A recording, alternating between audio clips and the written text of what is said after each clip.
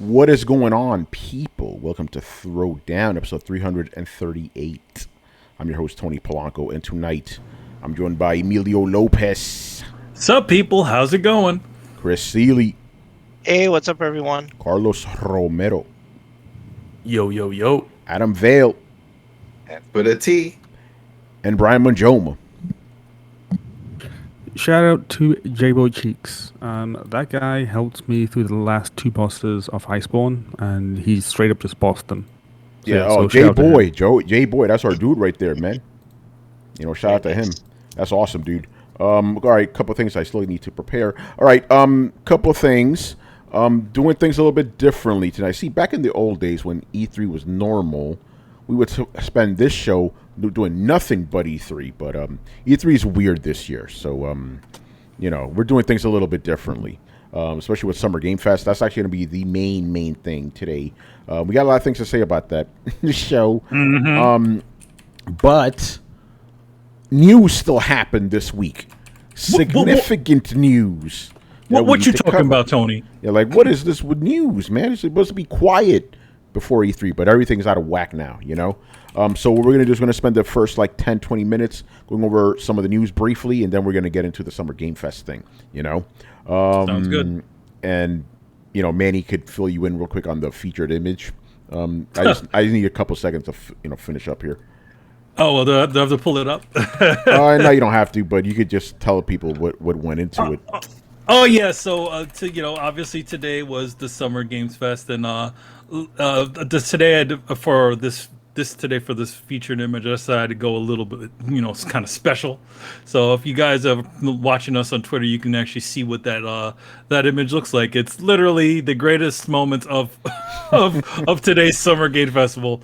Literally only Quote, 2 moments. quote. Yeah, there's only 2 moments. Literally only 2 moments. Let's just be honest here.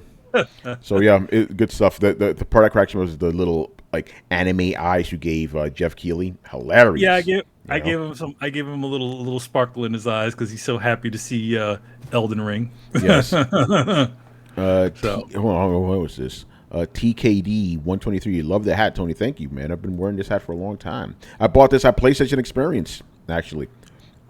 And I bought it because I knew it would piss people off. That's how I like to troll now. I like to subtle troll, you know? I'm trying to level things out with my with Master Chief. There you go, man. PlayStation. We cover it all around him, you know? And with that said, do I have all my news stories prepared? Yes, I do. Let's get into it, man. Again, we're not going to spend 20 minutes each. It's going to be 10, 20 minutes total on these. Rapid fire. Rapid fire, more or less, you know? All right, we got to talk about our boy Phil Spencer. Ooh. Phil Spencer took a shot at PlayStation. Oh, did he? Yes. It was basically, what the fuck? I hate when these videos autoplay. I'm like, yo, what the fuck? Can you at least mute it? You know? And that was a video from our favorite website, Manny, comicbook.com. Oh, okay. All right, so he speaking specifically about, actually, where the fuck did this news even come from? I don't even know. Anyway, so he said this to some site. I don't even know what the source is. What the fuck? You know what? I'll just read this super article. Phil Spencer tends to be pretty friendly when it comes to the competition. This is true. We've talked about this before. But the Xbox boss recently took a surprising dig at PlayStation during an Xbox business briefing.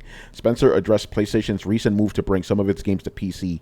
While Xbox offers games simultaneously on Xbox Series X and Xbox One and all the other jazz, PlayStation has only started to bring games over to PC. Blah, blah, blah. Anyway, here's what Phil Spencer had to say. We're the only platform shipping games on PC, cloud, and console simultaneously. Others bring console games to PC years later, not only making people buy their hardware up front, then charging them for a second time to play on PC. He wasn't talking about Nintendo there. No, but I mean... He was talking about PlayStations. But I mean, to be honest, it's like, they don't. Microsoft is a bit of a different situation. To be honest, it's like they have their own. They have the operation system. If Sony had their own operation system that everybody was adopting, they'd probably do the same thing. Yeah, they right? would. But one of the things that I have to just bring up right now. So he goes that PlayStation is forcing people to buy these games twice. What about the people who never bought these games, right? What about the PC guys who never owned a PlayStation? right? They're buying them for the first time. So that statement right there is already a little facetious. Yeah, I think people that own it won't buy it on PC. Yeah, that's what I'm saying. If you own it, you're not going to buy it on PC, and if you are buying on PC, you probably never played it before. Yeah, like to be honest, like I don't think that they're people are buying things over again, with the exception of yourself, Tony, and and Brian probably may have bought one of those PC versions. But to be honest, I think if anybody's going to be making that sort of decision, you're probably be like, okay, I'm just going to buy it later, right? Yeah.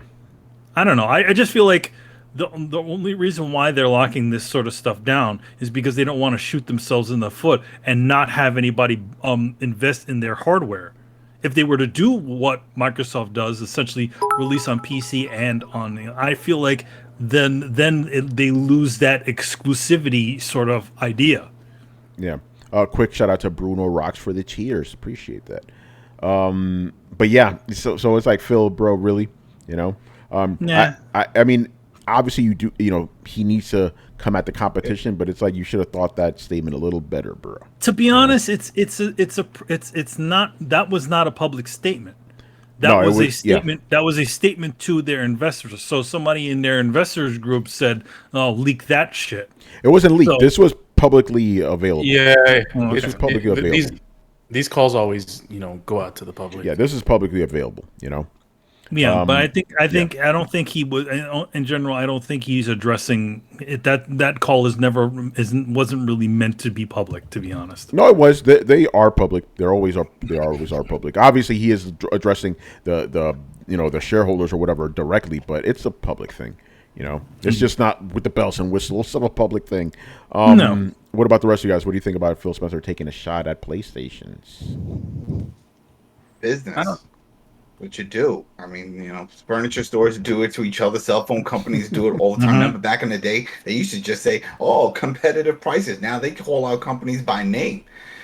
So yeah, this is just the way things are now. That's how you got to do it. He could have went that extra mile and just said it by name because we all know who he's talking about. Yeah, he ain't talking about Nintendo there. Yeah, he could have easily said, "Oh, do you see what Sony's doing with this Death Stranding and with those other?" Oh, he could have did that, but he didn't because he doesn't need to because he knows people know what he's talking about. Yeah. Well, the thing is, there's only 3 companies. Yeah, there you go. What do you don't count the Ouya? Yeah, no, they don't. They don't count themselves, man. Well, what's up, Carlos? I mean, obviously, you always got to throw shots at the competition. It's it's in good nature, it's in good fun, it's competition, but you also got to call out the hypocrisy of parts of this. Yeah.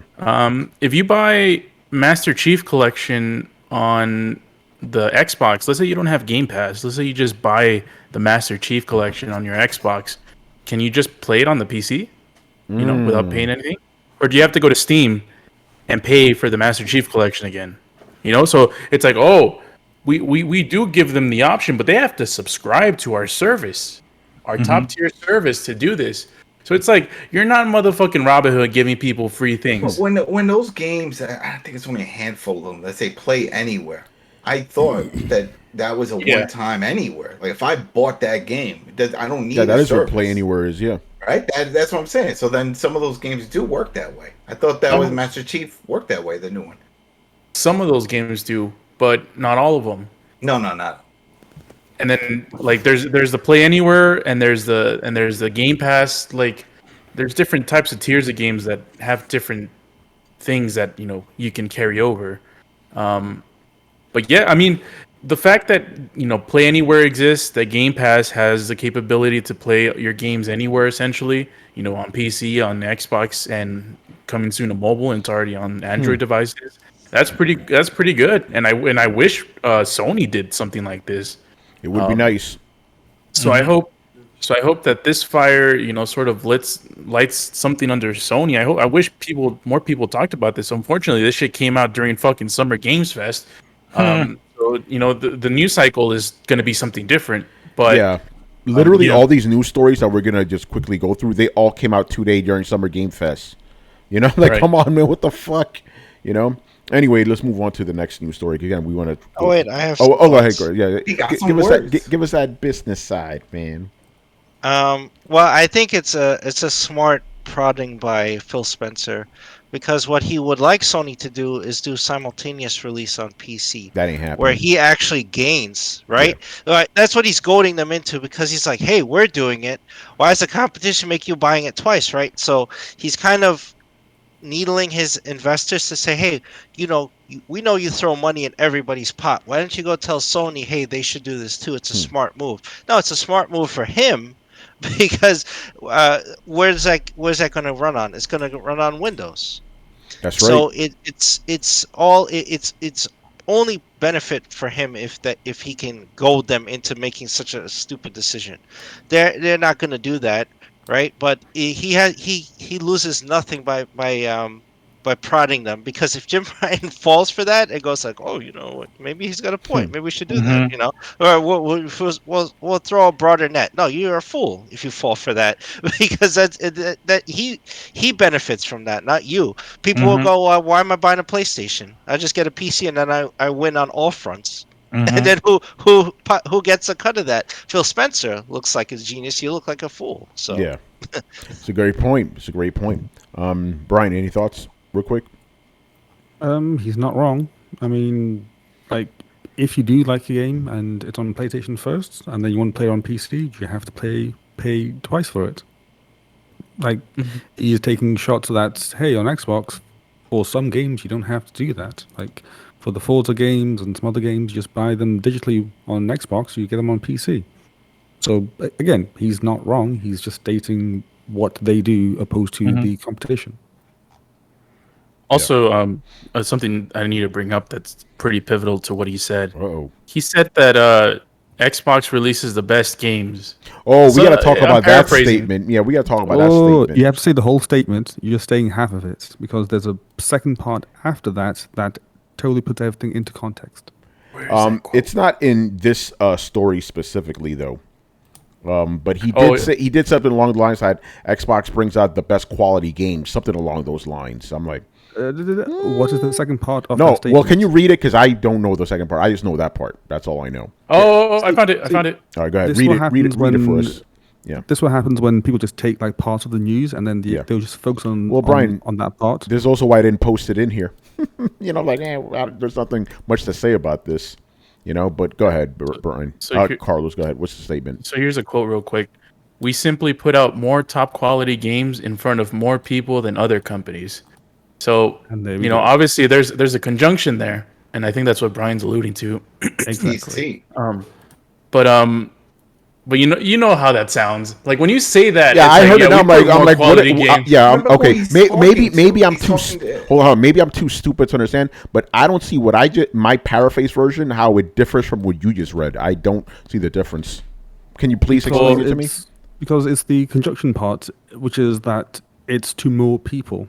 Like there's a difference saying that we have put out the best games, but then compare that to we have put out the best games to more people. Yeah, it's two more people parts. But the best games for the other platforms really outside of the Xbox. This is what So let's say if PlayStation did the best, that's in the console world, as opposed to what Microsoft and what Phil is saying is to everyone else, because they're going on other platforms, from the PC to the mobile and all that other stuff. So that's people. That's not gamers, just people putting more eyes on the product. Yeah, okay, I get. Yeah, that's a little slimy way of saying it, but I guess he's I get that. To investors. He's not talking to people that would go into. Yeah, because it's a little facetious, like to the most people, like he's hedging his dick slap. Yeah, that's what he's doing. Yeah, exactly, bro. That's a little slimy there, bro. That's what he paid for. That is his job. That is his job.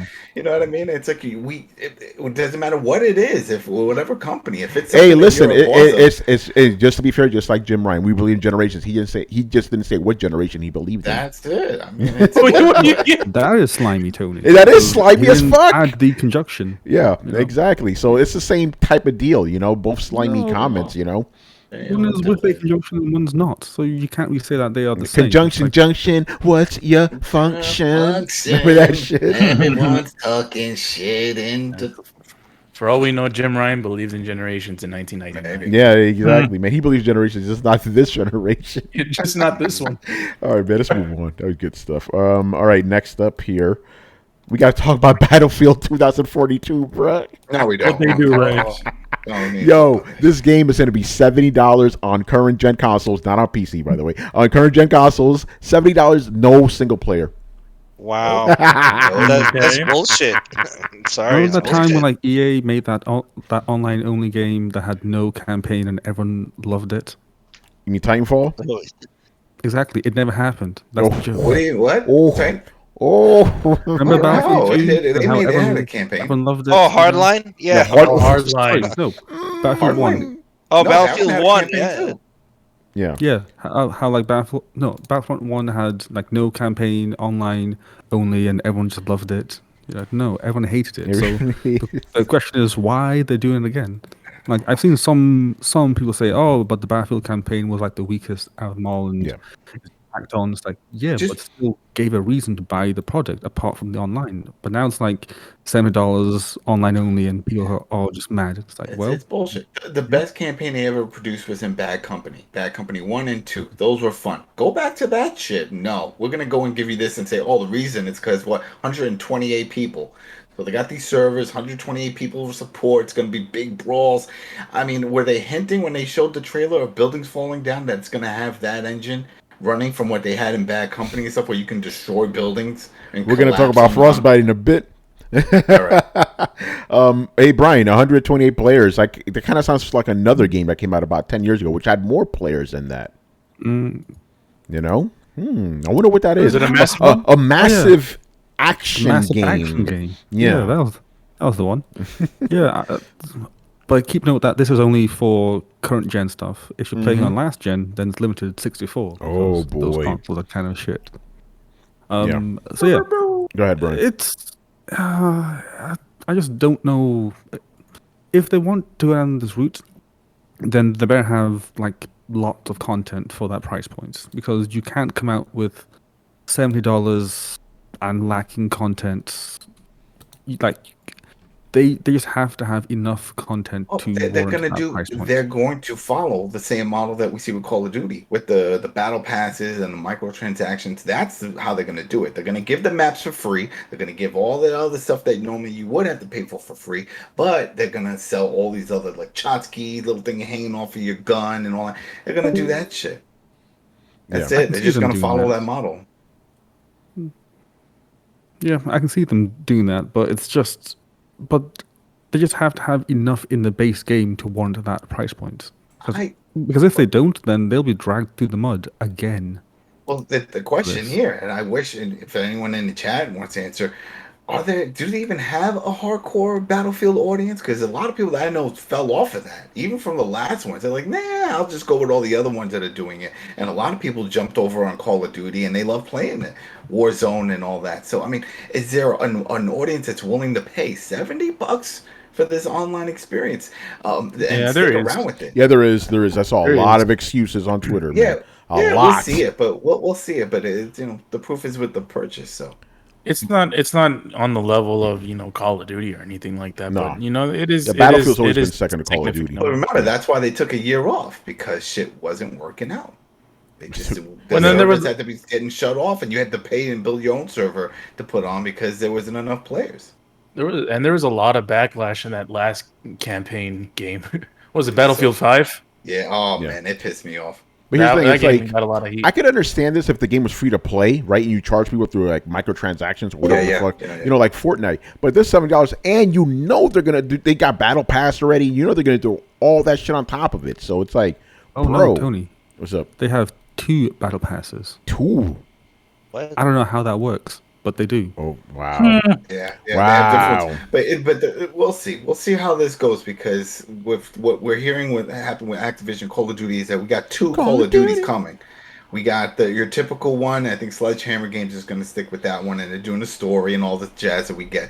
But then there's another one, and that other one, all multiplayer and free, because they're making all this money from the battle pass stuff, and that's been rumblings for a long time. But now, even more so with a lot of things that they've been doing, now that they know that this battle pass system and the microtransaction really works, and if they want to blow any other competitor out of the water, that'll be it. Because think about it. Let's say if that other one does come to pass, and we hear it's like by the time when is the Battlefield one coming out? Next year, right?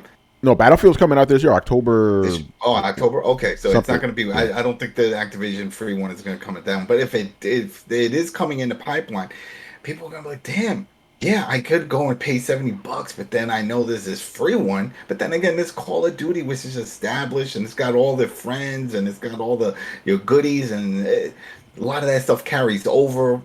So I don't know. We'll see. I don't know. Anybody in the chat? Anybody here? Anybody buying Everybody in chat's like, fuck this shit. There you go. They're they none of those guys are happy. Chris, what's your take? Battlefield, $70, multiplayer only. Oh, that's bullshit. That's total bullshit. Like Adam said, they could go free to play for that model and do the battle pass thing. They're gonna charge you on top of having multiple battle passes on top of it, and you get no single player narrative, no nothing. They're not even wasting time, just like fucking shit. And you'll pay us to have battle passes. Like fuck that. Yeah, that shit is crazy. You know, there was a time where unironically, there was just a brief period of time. Unironically, EA was my favorite company. Right? They had released Mass Effect, Dragon Age, Burnout, Dead Space. I'm like, yo, the EA's the truth. I gotta interject. Yeah, you injected. BioWare was not part of EA during the Mass Effect era and the Dragon. They were when I was playing Mass Effect. Dragon's Age. This was. I want to say they deserve no credit for Mass Effect. They deserve credit for Andromeda. So fuck them. Yeah. So there was a brief period of time. I want to say between like 2009, 2012. Like EA's the shit, and then it all went bad. As soon as they got Frostbite, it's like, oh fuck. Oh, Frostbite fucked everything up. It's still. You said Mirror's Edge, right? Mirror's Edge is another one. I mean, I'll give it to him, even though I didn't like the game too much. But yeah, that's another one. EA was doing some good shit. EA was doing some good shit, It just upsets me. It's like, when did they just stop listening to people? Because like I talked about before, Skate 3 made a profit. It made money, and they abandoned it. Dead Space, yeah, the last one wasn't so great, but it was still a fan base, still an audience. They just dropped everything. We didn't even get ports of those. The Burnout one, okay. Burnout made no fucking sense. Burnout Paradise was one of the best-selling games. Yeah, exactly. Make another fucking Burnout. No, you give us more Need for Speed bullshit. It's like, give us more Burnout. That one worked. That formula worked. People bought it. You're porting this shit, so you know it works. It makes no sense, man. I don't get it. Yeah, and it's funny because remember, EA was one of those people or companies saying, "Oh, nobody cares about single player." I guess they're really going with it now. Fuck, man. Anyway, again, let's move on. Last two little stories here before we get to the main course. Speaking about EA was hacked, baby. They stole they stole the source code for Frostbite engine, man. Ain't that about a bitch? Yo, make your own FIFA. Fuck that. Damn, man, FIFA, all that shit. I don't know too much about this. I literally just saw this before we went live. I'm like, what the fuck? Really? Man.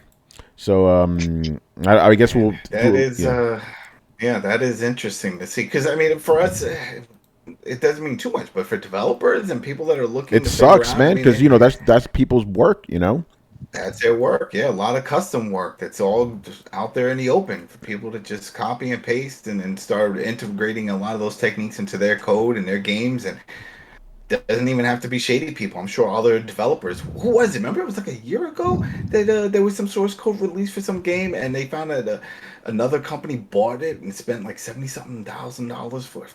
It was some shady shit.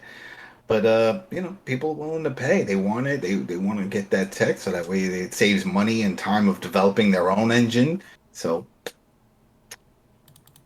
we'll see. I'm going to read this thing real quick. This is from Waypoint. Hackers have broken into gaming giant Electronic Arts, the publisher of Battlefield, FIFA, and The Sims, and stole a wealth of game source code and related internal tools.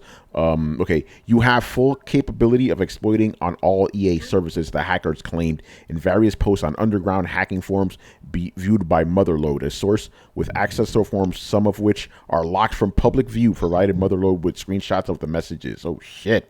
They can hack all their games now because they know all the loopholes. They know all the back doors now.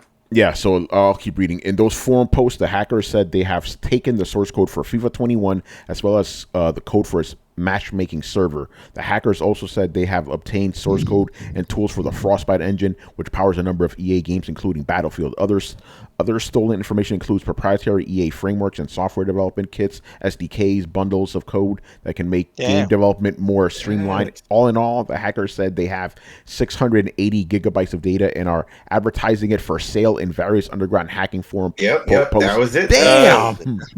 Yeah, somebody, when something like the 7-4, I remember somebody bought it. It was a company, and it came out. That shit is crazy, man. It says here, no player. This is what EA says, so take it how you will. No player data was accessed, and we have no reason to believe that there is any risk to player privacy. Okay, bro. Following the incident, we're already made security improvements and do not. Whatever, who cares? That shit, it's already happened, no way. bro. No, it's done. Yeah, don't. Yeah.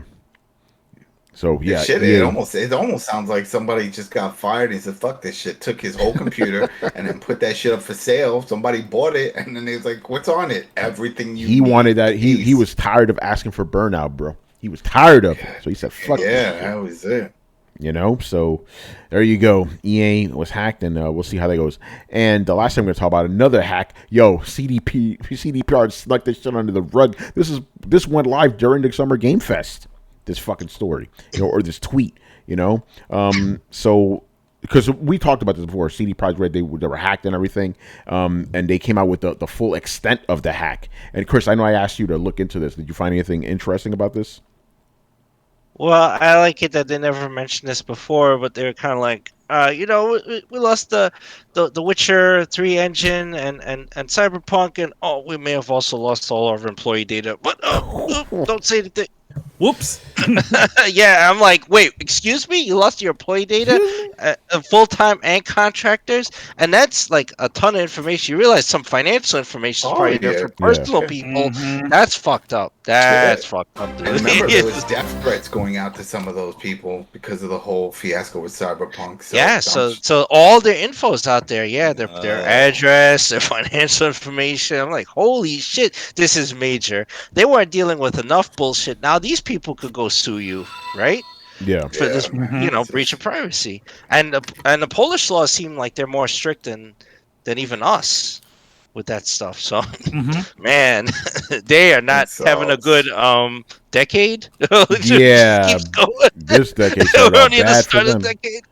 Jesus, man. Real quick, I want to give a shout out to VGA Amateurs for rating us with 12 people. So shout out to everybody. Enjoy the show. CD Projekt. Every time we hear about CD Projekt Red, it's always somewhere. It gets worse. It gets progressively worse than the news. It's gonna get to a point where go ahead, Manny. By the way, Manny, is your camera all right? What's going on? I'm eating. Probably eating. Okay, he's probably all right. Anyway, what's your take?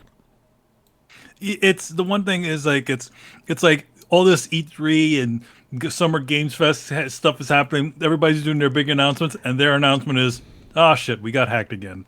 Yeah, right. We got hacked again. They didn't get hacked again. It was the original. It was the original. This original, but not. Yeah, this isn't. They didn't get hacked again. We're just learning the severity of it, and it's pretty substantial.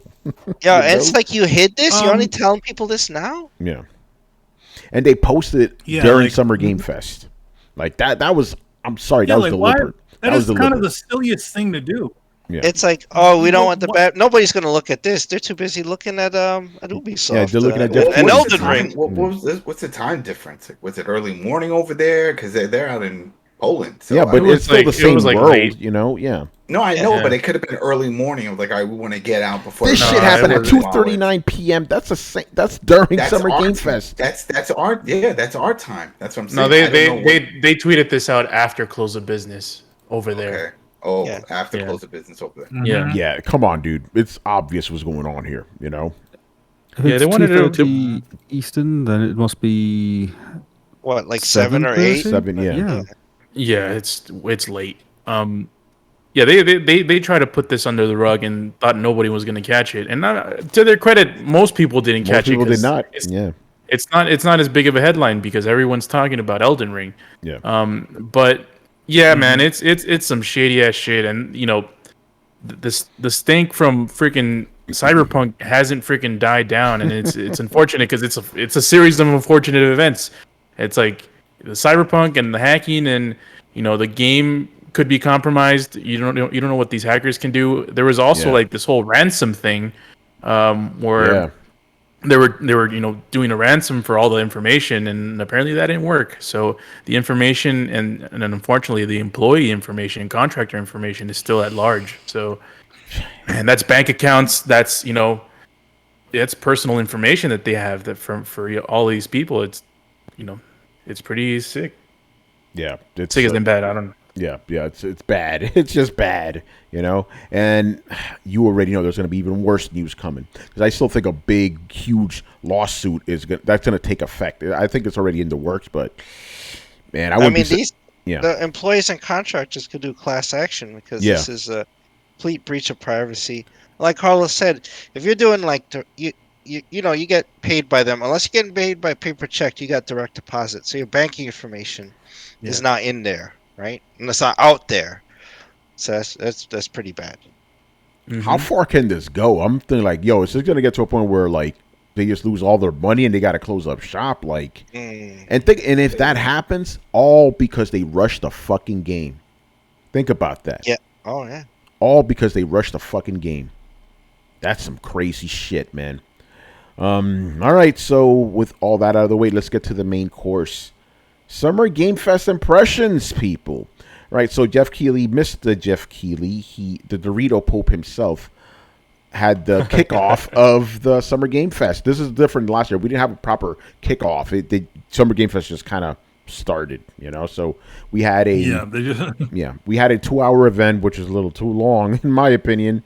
And he, before the show, he promised 30 game reveals, which we did get 30 game reveals, but not all game reveals are created equal.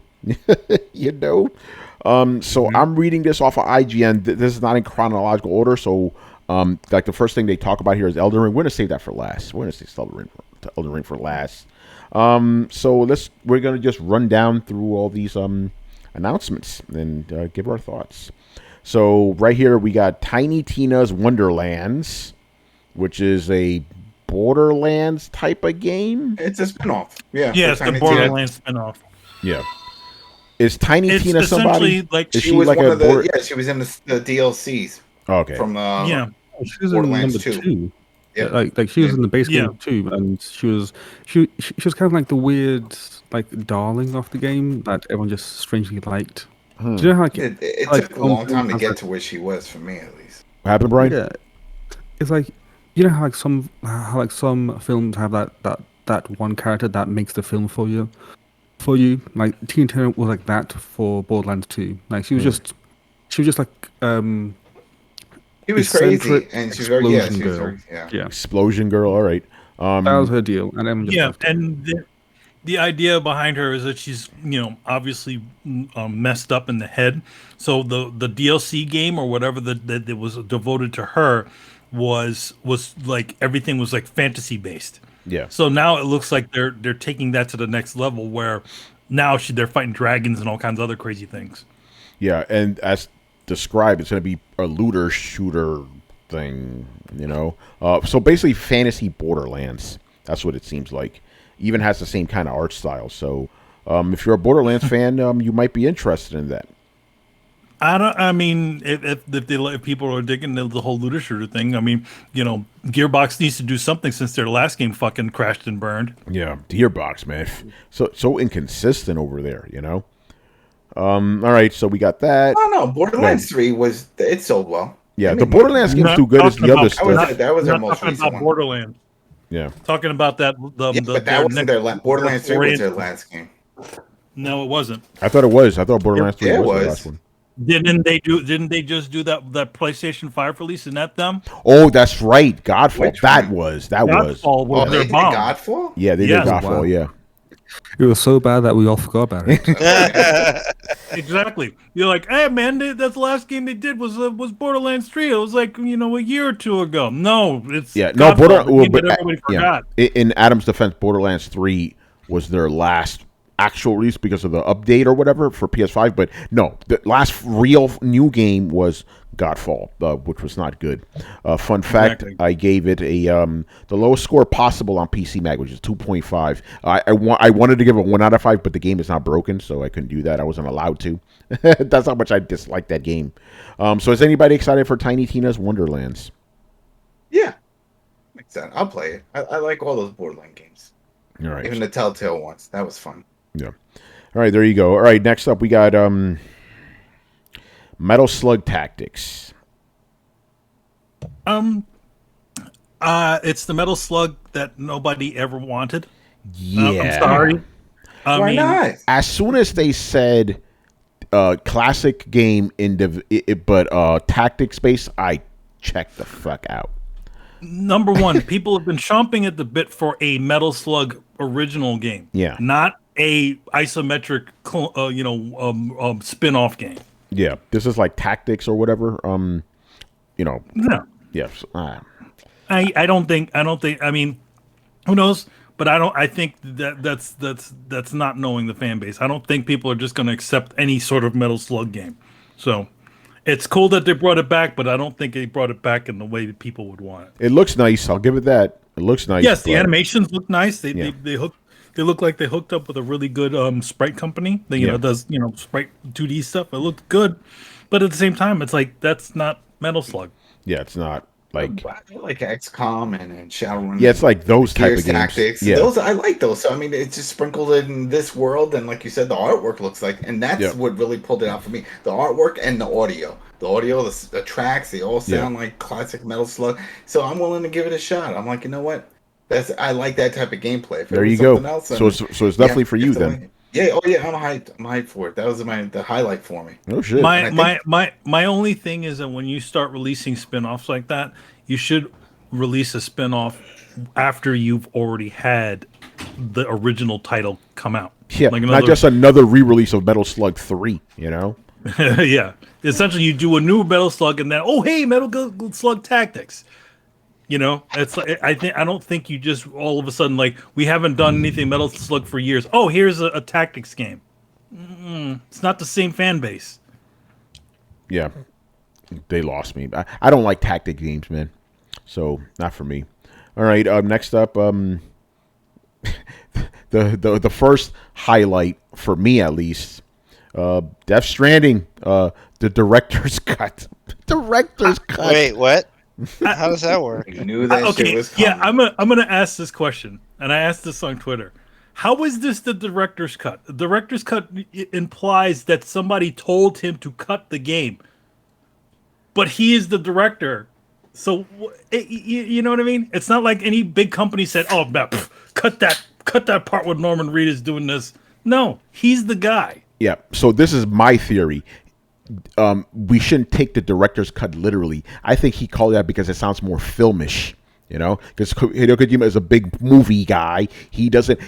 What does he want it to be? Would he prefer Game of the Year edition or enhanced? No, he wants it to be director's cut because it sounds more Hollywood. So that's my thinking. So I am, as of this day, I know there's nothing cut out. They're just adding shit. The point is, don't take that title seriously. That's all I'm saying. It's just Kojima because he wants to sound like a movie, So I'm therefore calling this the Kojima cut. The Kojima cut. To Kojima recutting his cut. Yeah. I mean, we'll see what it is. I mean, it looked like it showed an interior environment which Death Stranding didn't have. There's only you can literally count on your fingers how many actual interior gameplay there was in that game. So I think because I saw a lot of people reading into the trailer, saying we're like, oh, what could this mean? You know what it means? This is just Kojima fucking around. It's just him poking fun at Konami. That's it. Yeah, it's Kojima trying, doing his little wink and a nod to Metal Gear. But I mean, the one thing about that trailer that was different is that the Homo Demons troopers looked different than the normal ones. They did. In the game. And there was an interior environment. So I'm thinking that might be a thing that we might be going through, like where you were actually doing interior gameplay, which Death Stranding didn't have. Everything was outside. Again, I mean, you could be right, but I think none of that's going to be in the game. I think it was just him fucking around. There's like, remember the reveal of Metal Gear Solid 3? It was him like in some weird virtual world, and there was like a wall and some soldiers. None of that was in the game. You know, so it could be Kojima loves to fuck around like that. I mean, so yeah, they did that little Grand Theft Auto thing with the bike and all that stuff. yeah, so I'm not putting stock in any of this. I think it's just Kojima fucking with us. You know, I could be wrong though. The other thing is, it's like, what if we're gonna just? I don't think he's just going to give people like a slightly enhanced version. I think there's going to be a little bit of additional gameplay to it, but who knows? Yeah. But I think this was like, hey, this is a PS5 version. Let's call it the director's cut because that sounds cool. And you know? to be honest, the PS5 version. I mean, from what I could see in that trailer, yes, it was running on PlayStation 5, but as they said, yeah. but it didn't look like it was really utilizing a lot of the additional stuff that the PlayStation. Like, in other words, he wasn't showing off the fact he was doing ray trace reflections or anything like that. Look at the ray trace on Norman Reedus' eyes. Yeah, I mean, it looked about as good as Death Stranding usually looks. Yeah, that's true. Carlos, you want to say something, bro? And can I just say something about the interview? Was it yeah, just weird? Was that thing awkward as fuck, yo? It's always awkward, man. I'm like, he's like, I don't want to make games that are that predict the future too accurately. And then he brought up 9/11 like 3 times. Yeah, that was weird. What? He was saying like, oh, after 9/11, I had to change my approach to making games. So now after Rona, I got to change my approach as well. He said a lot of weird shit. I mean, it's a Kojima. That's what he does. He's just I mean, to be honest, it's like, I mean, yeah, 9/11 did really affect Metal Gear Solid 2 and how we made that game. So I mean, yeah, I guess he has to rethink his stuff. But to be honest, it was a conversation that really didn't need to happen.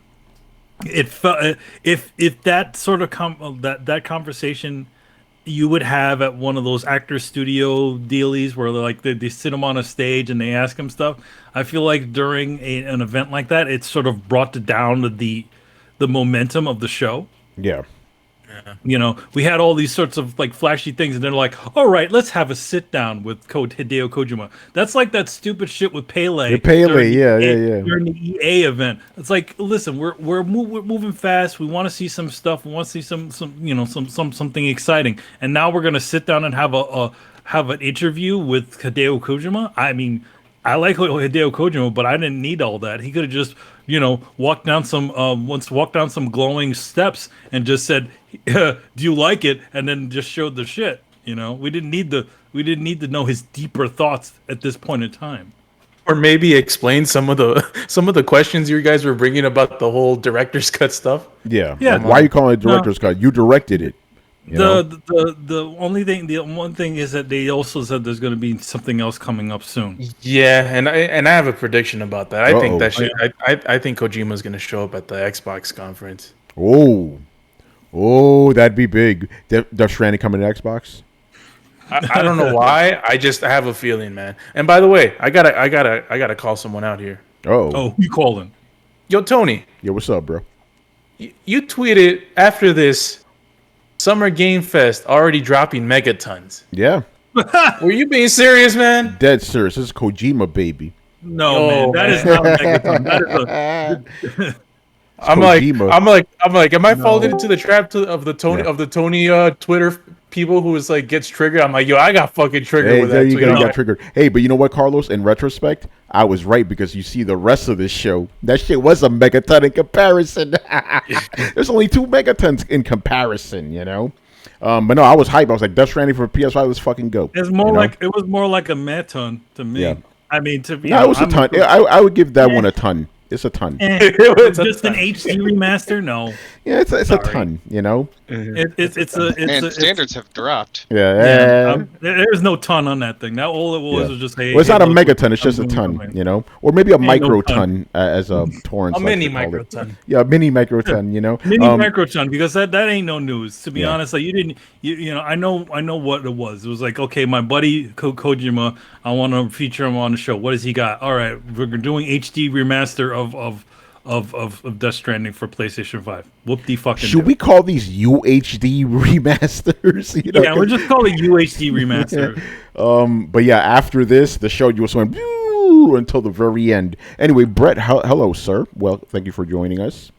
Ahoy, ahoy. All right. So yeah, we're just running down the Summer Game Fest shit. All right. Next up, speaking about other weird celebrity cameos, Jeff Goldblum showed up. That was the worst. That was the horrible. worst. Jeff Goldblum showed up. Hello, Jeff. How am I supposed to do this? Oh, Jeff, how do I say your name, Jeff? I was like, what the? It was so bad, and I get it. They're all pre-recorded, but they should have scrapped it once they saw that shit. I'm like, no, we can't go with this. We can't. Edit Jeff Goldblum, because to be honest, like, and it's like, what is that? The Jurassic Park game? Nobody gives a shit about that. So this game. was funny. So the game is called Jurassic World Evolution 2. I didn't even know they made a Jurassic World Evolution 1. I've never heard of it. It's like you know, like the. It's a sim game. It's a sim game. It's a sim game. Yeah. All right. I never heard of it. Well, one, it's not a Tony game, so it of course not. Yeah. And two, it just didn't get that much attention because it was a smaller game. Came out, I think, 2018. Wow. Consoles and PC. Yeah. In fact, it's not a Tony game. Yeah. In fact, it's apparently not a nobody game because nobody even heard of this shit. You know. In fact, I did. Yeah. Well, Brian, you're special, man.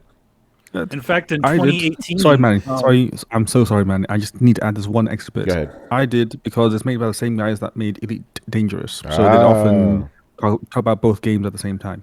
Okay, sorry, Manny. I'll let you go. So yeah, and in fact, in 2018, they actually did have a big old Jurassic Park, like a thing at E3. You know, it was like the big doors and all that stuff. And I think 18 was when Jurassic World came out. Yeah, the movie. Right? I probably thought it was for the movie when I saw that shit because I know what you're talking about. They were showing the trailers there too, but yeah, they released it. I remember them releasing that game. But here we go. Yeah, whatever. You know, theme park. Yeah, with dinosaurs. I mean, I mean that is what Jurassic Park is. Well, no, it's based off of that. If you've ever played the game Theme Park or Theme Hospital, it's those sort of sim games. Where that sounds like a very appropriate thing for Jurassic Park then.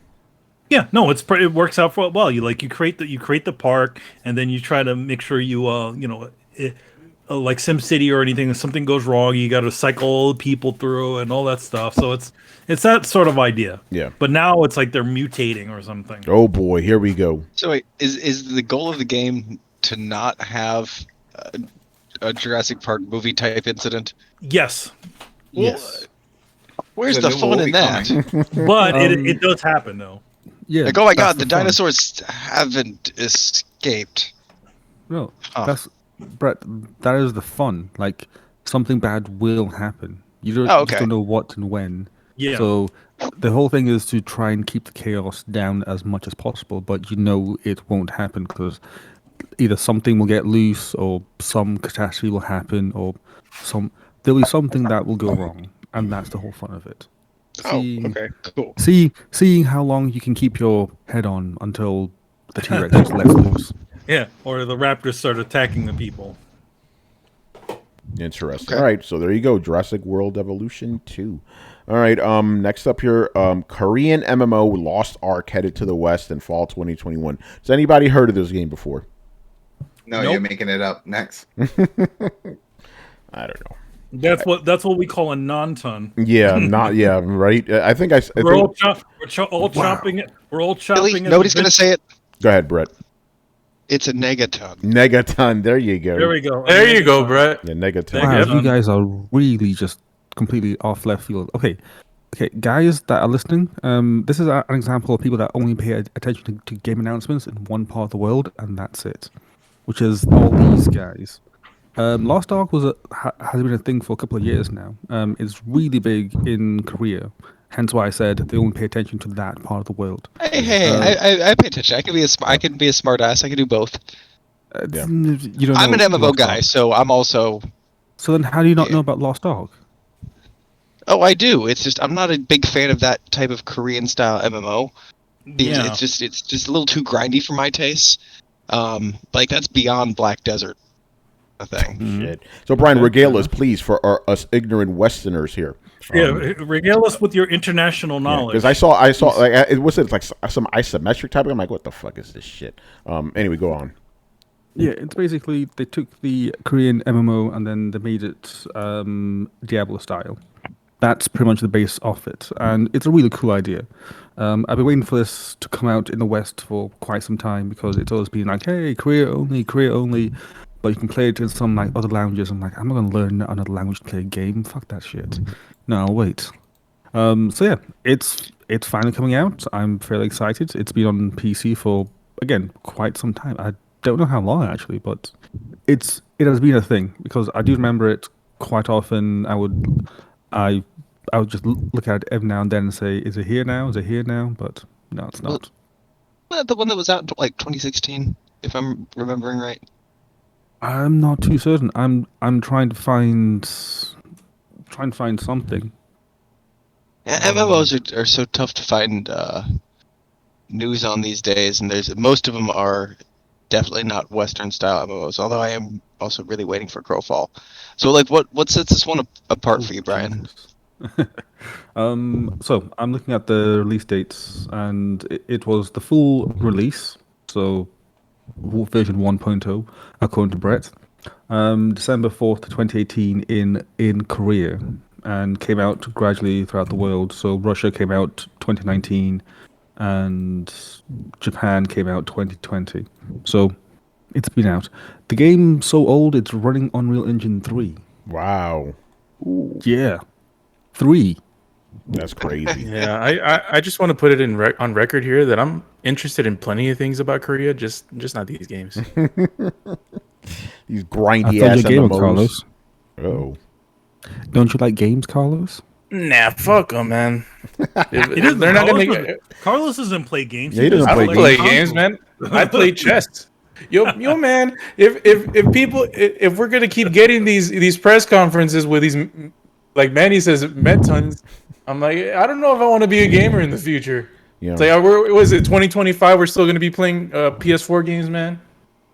Yeah, we're gonna be playing shinier PlayStation 4 games. Yeah. All right. So there you go, Lost Ark. Next up, we got this game called Sable. It was like shown with this woman singing, which was kind of interesting. Oh yeah, you know it's funny that that's when I went to the bathroom. I was like, all right. I wish they showed the game because the game is actually kind of cool looking. It looks like if you guys are familiar with the artist Mobius, it kind of looks like that guy. It kind of looks like that guy's artwork, but like a video game. So it's like flat colored sort of detailed line art everywhere. It's interesting looking. I've been sort of keeping an eye on it. But I turned it off because I wasn't really interested in the music. Yeah, it says a performance at Japanese breakfast. So, okay, I guess that's the name of the performer. Yeah. Makes me hungry. I mean, what's a Japanese breakfast? I'd love to have that. Yeah. The name somebody was talking. See, I didn't realize it was Yeah, I didn't realize I was a woman saying because somebody said like Japanese. I was talking in one Discord, but was talking about Japanese breakfast. I'm like, you mean like sushi and rice balls? Like, what's a Japanese breakfast? You know? Yeah, what is a Japanese breakfast for that game? Yeah. But no, but the onigiris and stuff like that. The game actually is kind of interesting looking. It has this kind of cool looking 2D 3D style. What kind of game is it though? So it looks, at least from what I could tell, it looks like an action, like a sci-fi action game. Like side-scrolling, like or 3D? Third person. Oh, third person. Third person. Yeah, like but it's a little further out. Gotcha. And it sort of has like it looks like it sort of has an open world, and you can get on those like these kind of floating like car like jet things. It has a bit of platforming. So it looked interesting to me. I sort of watched follow the Twitter of the developer that makes it, but it's mostly just aesthetic stuff. I have no idea what the game is about. Yeah. All right. So there you go. That's Sable. All right. Next up, we got Sable. Yeah. Among Us to add hide and seek mode. Okay. I don't play Among Us, so I don't know. What was Among Us again? Among Us is that sus game. The little spaceman game. Yeah, little spaceman where everybody's accusing each other. Yeah. Oh, I'm sure they're gonna have. I mean, the biggest thing I saw on there was the Jeff Keighley's putting his mask in the game again. Yeah. So he has a what is it? X Jeff Keighley X Among Us. Yeah, so I'm reading this from IGN. Among Us will be adding a new hide and seek mode, new roles, new colors, and a new map, and much more. So there you go. It's funny they don't talk about the Jeff Keighley mask in there. What's up with that? It's funny. He said something that before, when it was just at a limited time, just like now it's a limited time, that I guess it was so rare that some people, when they saw someone running around with the mask, they would boot them out of the room because they thought they were hacking. Yeah. I was like, that's crazy. I mean, yeah, well, it probably actually looks like a photo of Jeff Keighley. You know, That's right. They should have him as the Dorito Pope. Like they should have like a little Dorito triangle hat to stick on him. You know, no. Now he's a prime gaming king. Yeah. Oh. All right. Next up here we got Sultan Sacrifice, which is a sequel to Sultan Sanctuary. So there you go. This is the like it's a 2D Souls. Yeah, pretty much. So it's weird. The style of this game looks different than it did. I was going to ask something, like this looks kind of cheaper than I remember. So, you know? Sultan Sacrifice, wasn't it that little like guy with the flame on his head? Sultan Sanctuary. Sultan Sanctuary, wouldn't it like a little more of a stylized looking character? No, you're thinking of Dead Cells. Dead Cells has to get the flaming head. No, it wasn't. It's not. Yeah, that's Dead Cells, the guy with the flaming head. Yeah. No, he was not. It was like a little tiny guy. Maybe I'm thinking of another one, but maybe. Chris, you played this game though. Yeah, I played Sultan Sanctuary. Yeah. Chris, is the art style the same? Because this looks like cheap. It looks really cheap. Wait, let me take a look at it real fast. I'm like, this looks like cheap. You know. Like it kind of looks maybe like or maybe I'm thinking about a better looking 2D game. Like this looks a little sus to me. You know? Yeah, there was another game that I'm thinking of has a little anime looking character. He's like a big head and he looks like a ghost or something like that. Yeah, I don't know. Well, there's so many of these. So many of these games. These little Souls-esque games. Right? Yeah. But anyway, if you're a fan of Sultan Sanctuary, check out the sequel. All right, next up here we go. Well, we're gonna have a lot of these games where we're like, what? You know. By the way, quick aside, Broken Games HD, he was like, yo, you guys know that by next week you're gonna have forgotten all these games. I'm like, I forgot them already, man. I forgot literally for like this. Tony mentioning them sort of makes me sort of remember it. Yeah. But as soon as they were on screen, it was like amnesia. I didn't remember anything. I gotta click on this. What the fuck is this? All right, so the next thing we have here is 2 Point Campus officially announced. It says, following a Microsoft Store leak, 2 Point Campus has been announced. It will arrive 2022. Okay, 2 Point Campus. What do we know about it? I don't know. I have to click on another link because this thing is 2 Point Campus. What the fuck is this? It's like college. It's what we just talked about with the theme hospital and all that, but you're in a university setting and you're doing the same thing. You're changing things around in the campus. So let's say you have different classes. You pick different classes. You get a different professor. You pay that professor, and then he teaches. And then you see people getting into other trouble because maybe it could be a science class, and then some of them are making experiments outside and causing explosions or this and this and that. So now you have to make a new rec room for that group, and it just trickles all the way around. And how the school evolves, and it'll be different for everyone based on what they build in the school. So that's what that one is. Oh, okay. All right, so that's that. Next up, we got. Oh, by the way, that Sultan Sacrifice that looks exactly like the first game. Ooh. Oh, okay. That's how it looked. Yeah. All right. It has that cheap kind of marionette Flash style. Yeah, that's what it looks like. Okay. All right. Next up here, we got Escape from Tarloff. It was like a first-person shooting game. Looked all right, but it's what else can you say? It was a FPS game. Like shooter man, Looked cool. Mm-hmm. It looked nice. I'll give it that. It looked nice, but what can you say? Stranger Things and Smite are coming together, which is interesting. So it's basically what happened. I didn't know people still played Smite. Yeah, I know. I have one friend, Jonathan. He was in our Final Fantasy VII spoiler alert. He loves that game. He plays it every day. Still plays it. So if you like Stranger Things and Smite, you may want to check it out. Go ahead. I heard that Jeff threw out the fact that they had an Avatar: The Last Airbender update to it.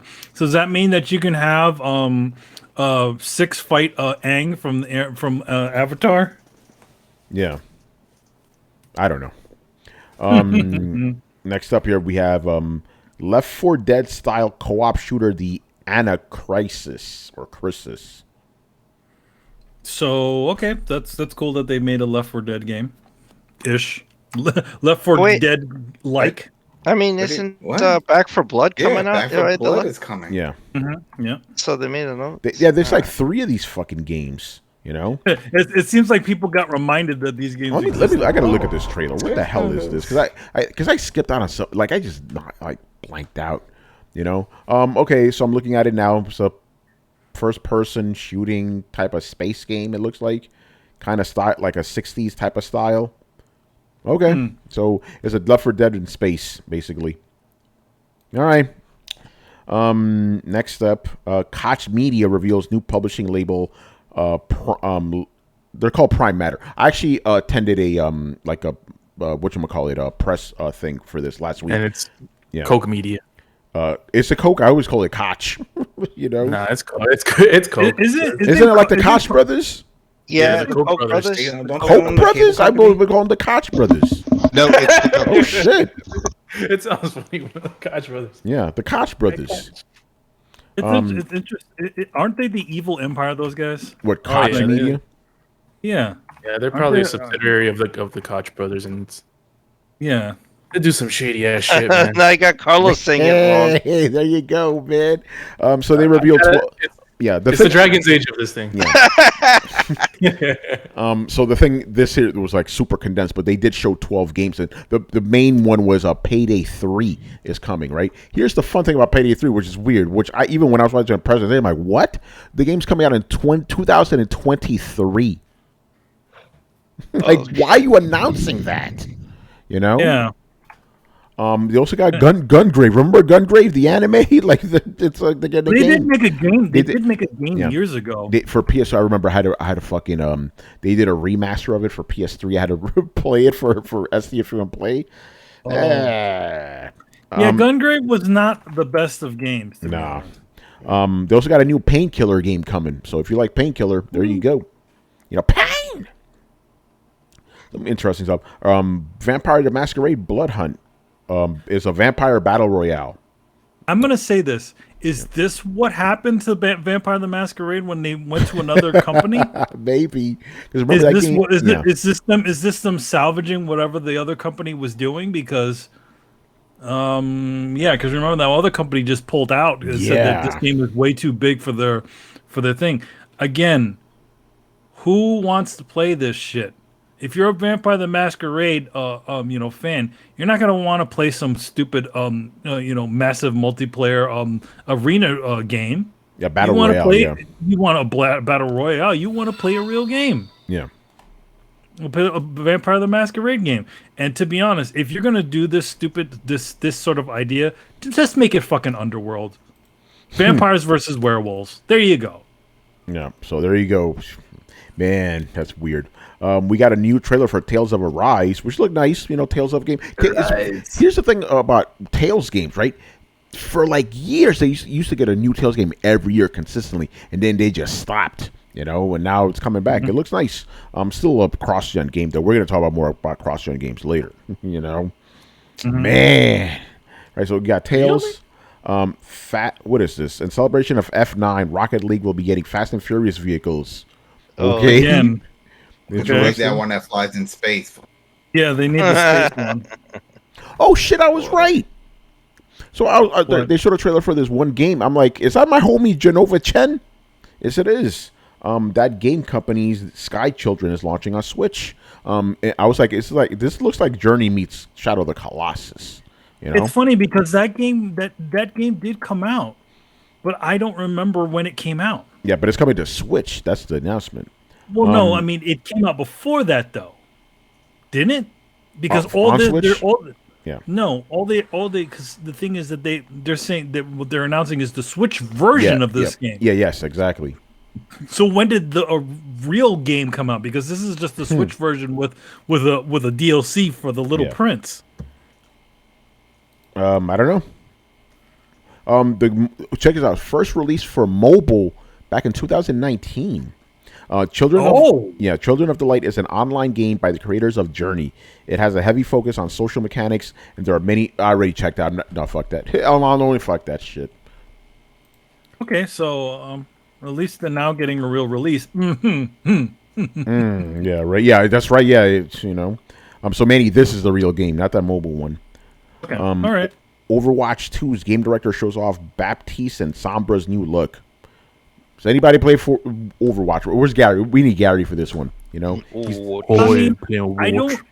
funny because Shout out, Gary. Yeah. These characters, as I'm they're supposedly characters that already existed in the game, right? Or are they new? I don't know. I don't play new. Overwatch. I saw that when they were showing the describing some of the characters. That one of them, a female character, and she had some parts, and they were just describing her as she was all new. They were like, "Oh, she's a hacker, and she has all these components. That's why they're all attached to her, and this is her design." And it's like, Sombra was DLC added after the fact. I remember that. Okay. This was back when I was still subbed to the Overwatch YouTube, and I seen that. And I was like, "Oh yeah, I don't care more about this game anymore." It's I funny. know that Sombra was a DLC in the first game, but I don't know about the other guy. Gotcha. Yeah, I don't know. They I mean, to be honest, they look cool enough. I have no qualms with the character designs in Overwatch. They all look kind of interesting and cool. They did say something about a 5v5. Yeah, the new version. game's gonna be 5v5. I don't know how much the original one was though, so I don't know. Yeah, I think it's less. I think the original 6v6. I could be completely wrong. Yeah, 6v6. Okay, so there you go. I don't know. I don't care about Overwatch, so whatever. But the game looks nice. The characters look cool. I'll give it that. That's such a. By the way, that sequence was a little bit awkward. It felt like the guy whoever was the Blizzard guy had a bit of weird stage fright or something. Like it just was a weird conversation that they were having. Kind of was. All right, so there's that. This next game is called Planet of Lana. That one looked nice. It looked really nice. A very arty game. That's how much more to say about that. It looked nice. But another one of those 2D type of arty games.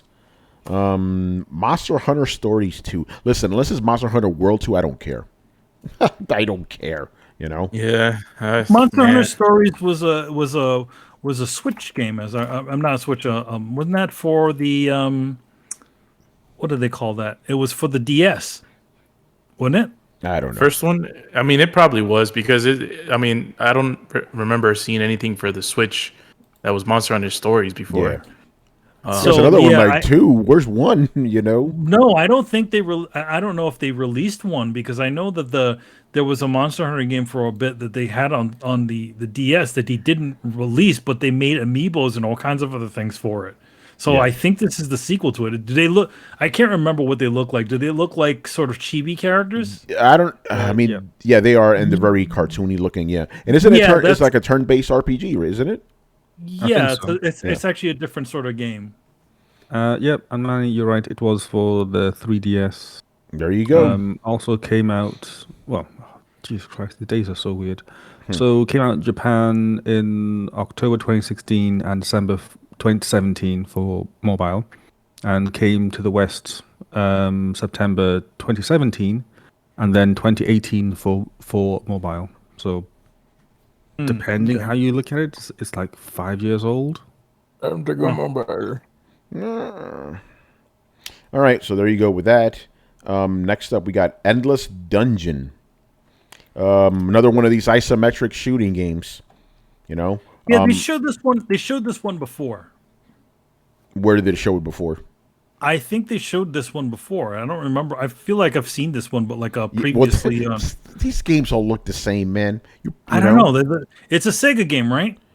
I don't even know who the hell makes. Yeah, this it was shit. a Sega game. I don't know. Yeah, I think Sega. Endless Dungeon was shown before. Yeah, but again, I just want to know where it was shown. That's all. Probably at the Game Awards. Game Awards. Yeah. Yeah. Sega, you're right. Yes. Sega made it. There you go. I don't care about these isometric twin switch shooter games, so whatever. Next up, we got 2B is coming to Fall Guys. or You a skin. get a 2B costume for it. From Nier Automata, for you those who don't know. All right. All right. All right. Call of Duty. That is for Adam. Zombies. Something. What the fuck is this? Yeah, more fucking. It's more zombie shit. It's all coming to it. I don't even bother with the zombies anymore. That's the thing. It's just it doesn't do it. So I stopped playing zombies. I'll play Warzone and all the other stuff in regular multiplayer modes like deathmatch and kill confirmed and stuff. But man, Isn't this the one that took like 5 fucking minutes to announce? Like oh, PlayStation has a new studio. Like, who cares? You know? They did. Wait, which one? Because I thought you were talking. Remember when they had the woman come out from Activision? No, this is Call of Duty, and she said the tournaments, and then that's something else. That was earlier in the show. Okay. You may as well tell us about that if you have anything worthy to say. No, I mean it's just a lot more Call of Duty that's coming. The new season 4. I think that's what we're on now. Yeah, with all this because that's Warzone, where they're right? doing it. Just like with the whole thing with the battle pass and what I was talking about with the transactions and stuff. The battle pass, all this stuff you can earn as you play, or you can just buy everything up front, that type of deal, and then just have it. So she announced that, and they announced some of the other things. She says with the typical marketing speak, "Oh, we're hyped for what Sledgehammer's doing on the next one, and this is going to be great." And they also announced the tournament that they're having for, Call of Duty if you're into that type of thing for the esports, and that was it. That was just to hype up everything that's going on right now in Call of Duty. Yeah. All right. So I'll read this in full again from IGN. And there's a headline: Call of Duty Zombies creator announces Deviation Game Studio in partnership with PlayStation. Jason Blundell, the creator of Call of Duty Zombies, has teamed up with fellow Treyarch veteran Dave Anthony to start a new studio called Deviation Games. Furthermore, the studio will be partnering with PlayStation and the new IP. I remember they spent like 5 minutes on this segment. I'm like, come on, you couldn't do this in a blog post? This is a waste of time here. Okay, so we got that. Next up, we got some Far Cry. I was disappointed by this, man. The Far Cry 6 thing. They were interviewing what's his face, Giancarlo, right? Giancarlo. Yeah. And I'm like, again, this is like another Pele moment. Like, why are you wasting time with this? Show us the fucking game. That's what I want to see. By the way, I will say it was very weird to see this dude smiling. Yeah, because he's always playing He evil. looks so happy. Yeah. He's always got that hard face. Yo, man, you don't remember Esposito from Do the Right Thing? No, I haven't seen that movie in years, man. Like decades. Yeah, he was in that. Yeah. He looked way different though. I bet he did.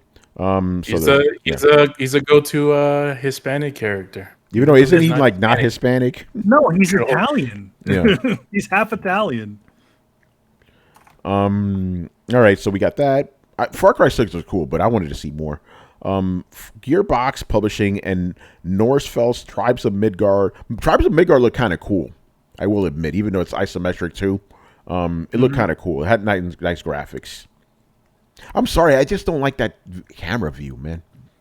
I mean, I don't have an issue with isometric view, but they always sort of choose the same sort of games to portray from that. It's either a shooter or it's one of those sort of tactic games. Those tactic games. Yeah. But they look nice. They were fighting a big frost giant. That was cool. So there's that. Evil Dead, the game. I don't know what type of game is this. We know it's Friday 13th. Is that what this is? Yeah, because you can also play as the undead, and there's different versions of them. Yeah, and it's another asymmetric survival thing. When I saw that part, I was just like, I'm ready. I just tuned out. I was like, I can't. That's not what I wanted. That trailer didn't do a good job of explaining that, because I'm like, is this just like a zombie slashing game? Like, what the hell am I looking at? He said right toward the end, he's like, hey, if you want to be an asshole, you could always be the undead, and you can chase after everybody. And they showed Evil Ash in there. Yeah, he was at the end. Yeah. So this is like Friday 13th. Yeah. All right, whatever. Back for Blood. Show more gameplay trailer. Another gameplay trailer. So if you're into that, there you go. Back for Blood. All right, let's get to the good stuff. Elden Ring. Very surprised by Elden Ring. Not only did they show you a full gameplay trailer of this shit, they gave you a release date. I'm like, oh shit. And it's not like 5 years from now. This is January 21st. I'm like, wait. 22. 22? 2022. Yeah, I'm like, yo, that's 7 months from now. That's awesome. That's fantastic. But Carlos, you Uh-oh. know what I'm going to say next, but This is where it's coming. cross-gen. But Mhm. are you surprised? This was announced like last year before the consoles were even a thing. I'm disappointed, Don't heartbroken, come on, even Brian. the game looks like Dark Souls 3. So I Yeah. was like, yeah, okay, it's running on the same engine.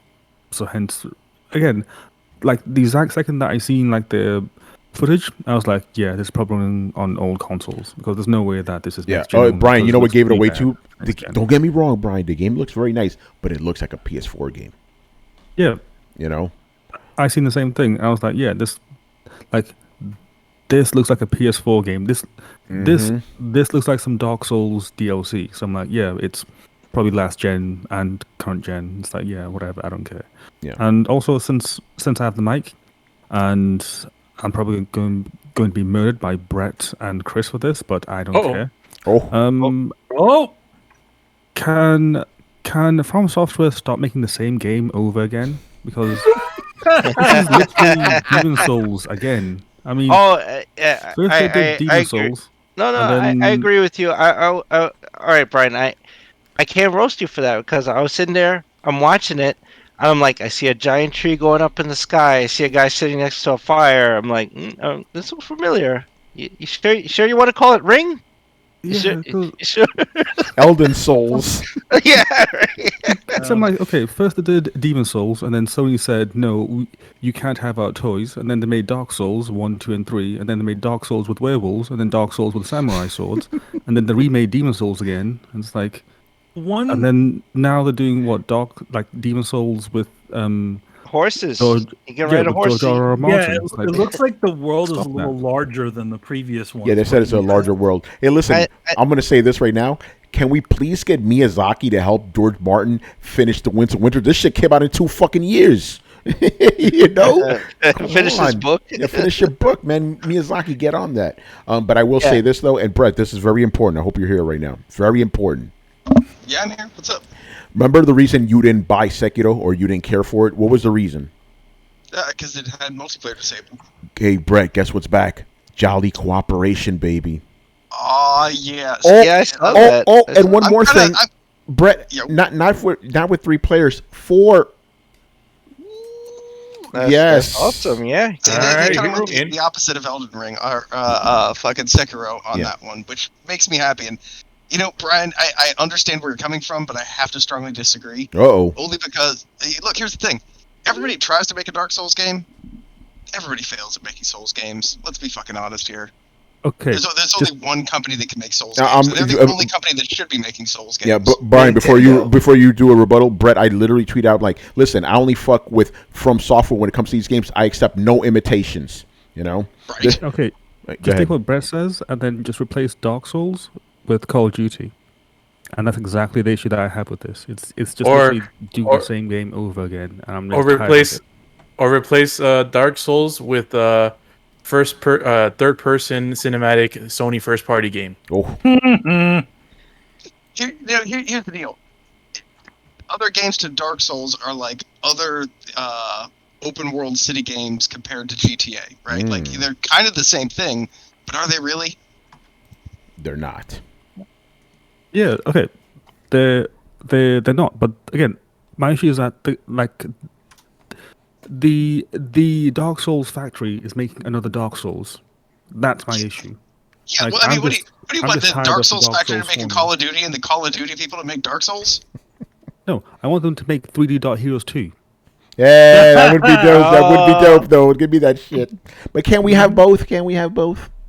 Like again, it's like they've already done Dark Souls like 7 times by now, and it's like, okay, Yeah, cool, and you guys can I've do heard that that- extremely well. I can't argue with that. Again, I'm not saying that they shouldn't like keep. Well, I'm not saying that them making a Dark Souls is like a bad thing and everything. All I'm saying is that I am tired of them making a Dark Souls, so hence I don't care about it.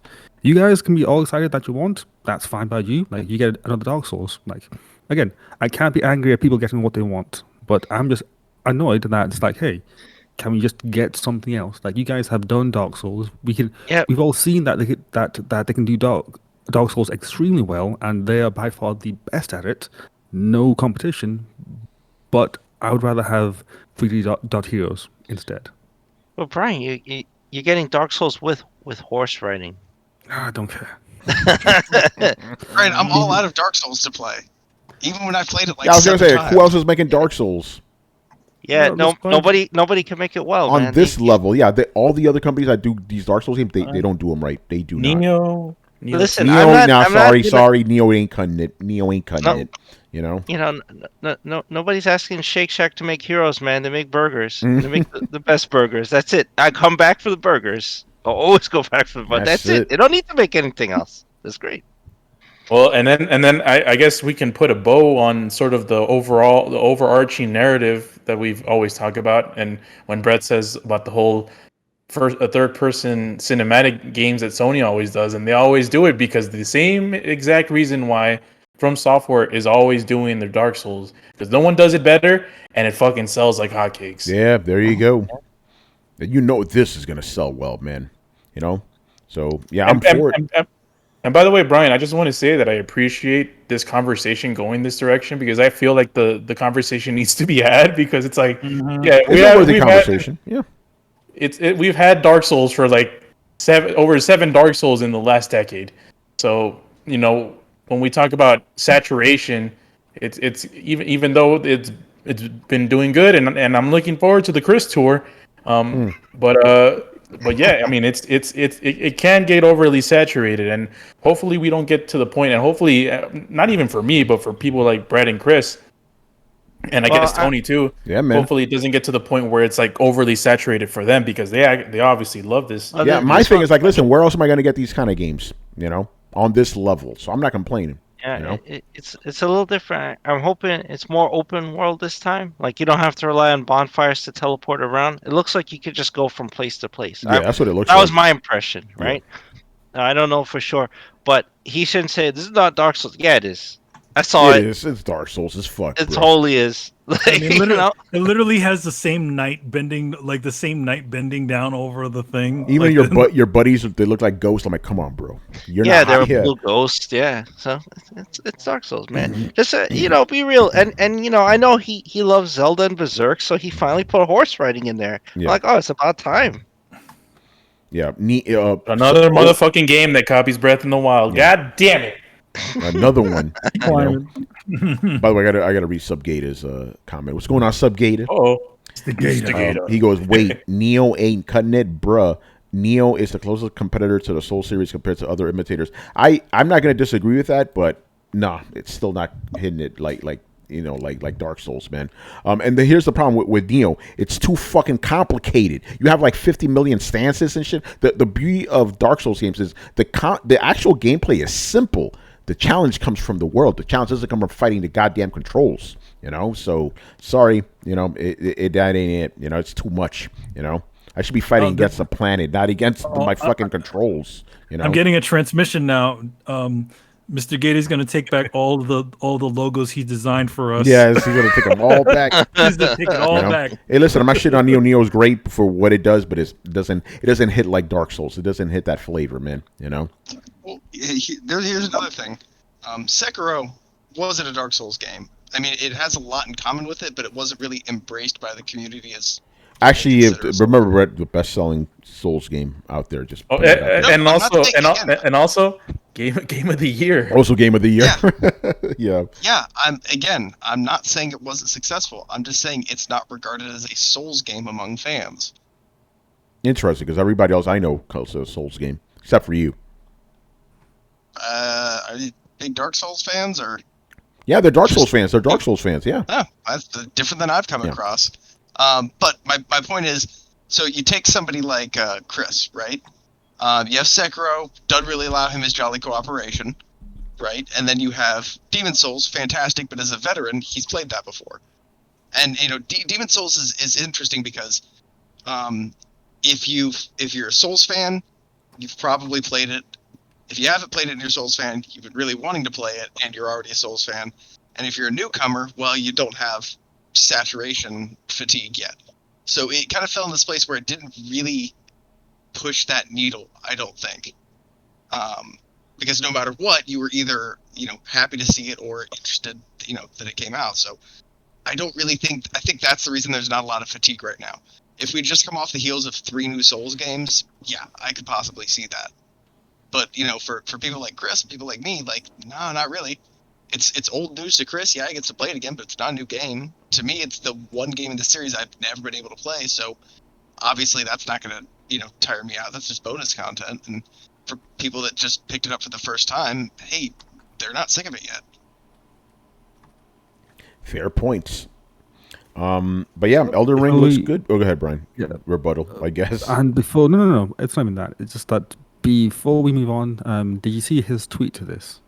No, what do you say? Not Brett in particular, but the #1 journalist tweets for this. Hip hop. I love you, man, but no, bro, no. Day one. He said day one with cheats on PC, bro. Yep. I cannot wait until I see that stream of him saying the same things over again. It's like, the game's great, but control's bad. It's like, why were you excited for it in the first place? Like, don't you know that this is the same people that made all the other games that you have the same points to say about it? Like, I don't know. Because he needs to tweet about something with all caps. But we're not going to get into that. Why did he just roll through with Chris? That's what we've offered him that. Yes, we offered him that. You want easy mode? You play with Chris. Chris just give you a tour of the game. Yeah, but that's that. Elden Ring. I vouch for it. Yeah. All right. Let's wrap it up with overall thoughts of Summer Game Fest. I think you guys already know where we're gonna go with this shit. Meh. Summer Games Fest. Yeah, Summer Game Fest. I like that. There we go. There you go. I think that's it. That's all we can say. Summer Game Fest. Summer Game Fest. It's like look, man, I don't like bagging on fucking Jeff Keighley because he's obviously doing his thing, but listen, shout out to him for doing this, and I will say this: I like this more than the Game Awards. I will say that. I'm trying to be nice here. I enjoyed this more. There are no awards here. It's just spitting out trailers and talking about what's coming, and that's it. So again, I'm trying to be. It's the Game Awards without. Excuse me. It's the Game Awards without Game Award breaks. Yeah, without the awards. Yeah. So I'll try to be nice to him and say I appreciate the fact that he tried this, but nah. But nah. Well, even like it's like. There's this one part that really pissed me off. With Kojima? Not even pissed me off. It irked me. Yeah, well, it was more than one, but one in particular when he's like, I'm glad that From Software, believed in my vision. Something like that. He was like talking about how it's like, and I'm like, all right, bro. Last year you're throwing out a soliloquy about how you were all sad about leaving E3. And now it's like, yeah, let me fucking do E3 but better. It's like it's my vision. I'm like, bro, all right, settle down, man. We know you're trying to dethrone E3. You're trying to do your own thing. Don't give us the sob stories, man. You're in for the bag. You're in for the glory, and that's all fine and dandy. You can have it if that's what you want. But don't throw that face where it's like, they believed in my vision. It's like, what's your vision, bro? You're trying to make as much money as you can. That's what you're trying to do. That's your vision. Wow. Yeah. All right.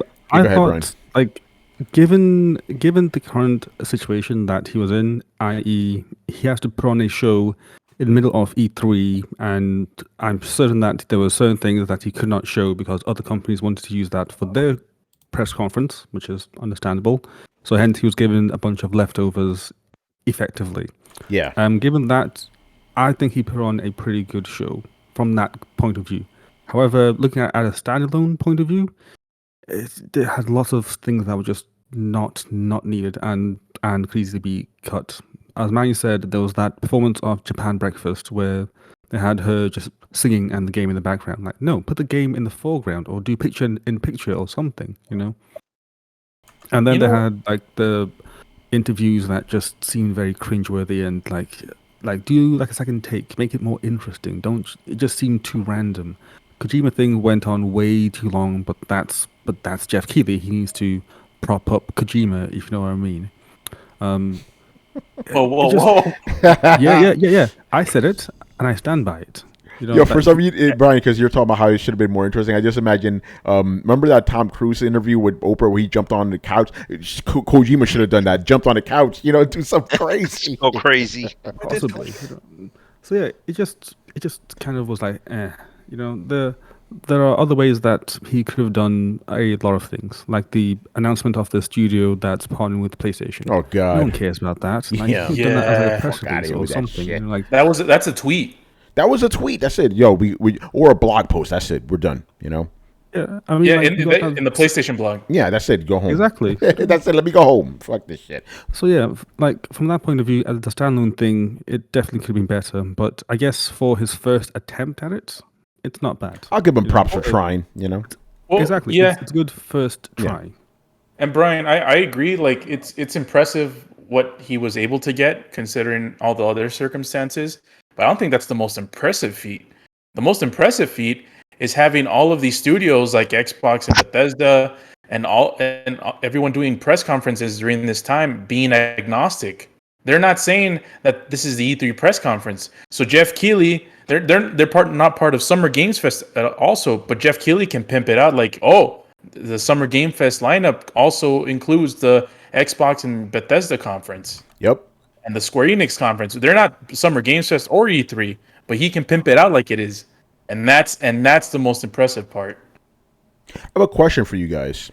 What is Just it? thought about this now, right? Because we're over here saying, "Oh, this shit was kind of whack," right? What if we had this exact same format, but it had games we cared about? Tony froze. Tony I froze freeze? on the punchline. Oh, God no. damn it. Am I back? Well, I'm not. Oh I'm no, not he didn't freeze for us in the. Yeah. I'm looking at the stream and he looks fine. yeah, I'm fine here. Do you guys hear me though? Damn, yo, Tony, I see you confused. Yeah.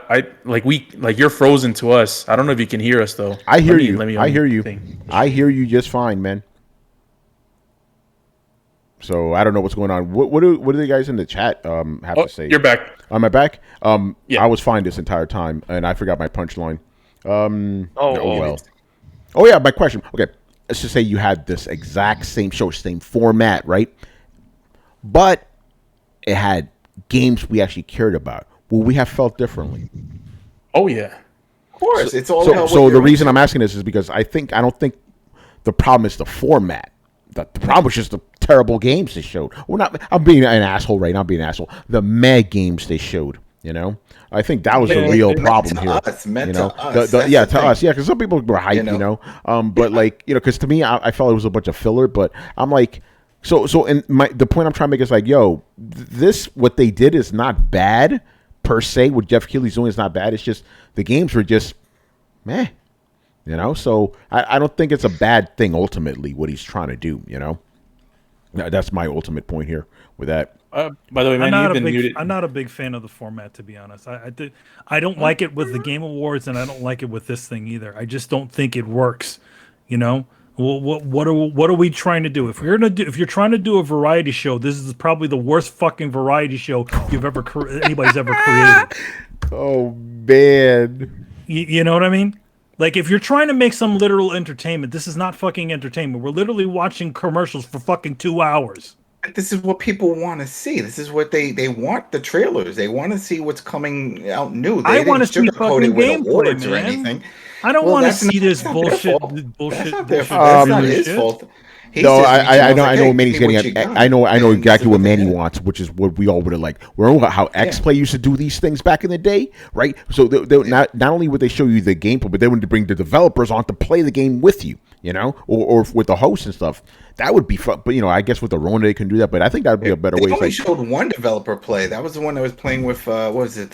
With Amber Moon and That was all pre-recorded. But I think that it was pre-recorded. So but that's they how were playing yeah. actual gameplay. That was actual gameplay. But I think that's how it probably could be improved in future. Like just do what X-Play did like 20 years ago, basically. Go ahead.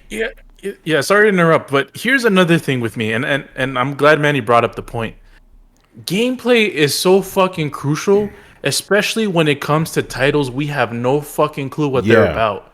and we don't know the developers. They might be in it doesn't fucking serve indie games anything to show maybe a CG trailer, maybe even an in-engine cutscene of a game that you don't know what it's about, and people forget all about that game as soon as the thing's over. No, you're 100% right. And I think that's what would have been better if they would have had the developers come on and play these games. You know, that would have been better. I guess you can't do it because of the Rona. I understand that, but I think moving forward, he should consider that. Again, I'm just thinking, like, literally just do what X-Play did 20 years ago. What they would do every segment, you know, between the commercial breaks, they would have 2 or 3 developers come on their stage, sit on the couch, play the game, and talk about them. There you go. This problem solved, you know? So hopefully they'll do that next year when they're able to, you know? But yeah, that's it. All right, let's move on. Now, see, this normally would have been the entire show, but since E3's been thrown out of whack, we could probably keep this a lot shorter. So right now, we're going to go into E3 2021 predictions, hopes, wants, and needs. You know? Again, it was easier back in the day because we would have, you know, we would do it by press conference. Now we don't really have that anymore. So I'm just going to do a grab bag. Whatever you guys want to toss out there, let's go. You know, what do you guys want to see at E3 this year from any of these companies? We'll start with you, Adam. What do you want to see at E3? Well, I don't know. I mean, what I want to see is stuff that I mentioned before that I just want to see. I want to see some gameplay for Skate. I mean, I know that's coming a little after, but then they might show it. Who knows? Because EA is doing that thing in July, right? July. Yeah. I'm sure there's going to have some showing. There's going to have some stuff on the floor because of the developers. I saw the developers list. Some of them are on there, so they're going to be showing some stuff. So that I just want surprises. That's really what it is, because I could go on and on of things that I want to see come back, and I know it's not there. A lot of them are not going to come back. So I just want surprises. I want to see some of these IPs. Ubisoft said they had a bunch of new IPs and see where they're going with that. Remember, we talked a little bit about that, some of the Division type of games within that world, and I want to see some of that and just be wowed. I miss the days of being wowed, of seeing something and it's like, oh, this is going to be amazing, and not be disappointed like Anthem. Because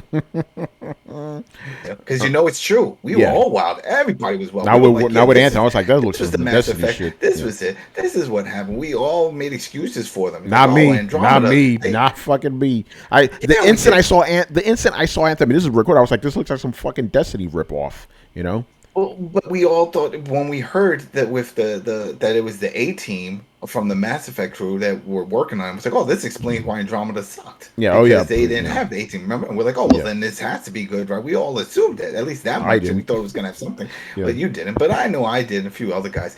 But the only person, I think there was only one person out of this panel that actually purchased that game. Well, Brett did, you know. That was it. I think Brett's the only me and Tony gave it a shot. We played it. We did play it. Oh, I didn't even buy it. I didn't buy it. We played the beta or whatever the fuck it was. I was like, yeah, okay. That's ain't it. Because that's the thing. It's like once more news came out, I was like, oh man.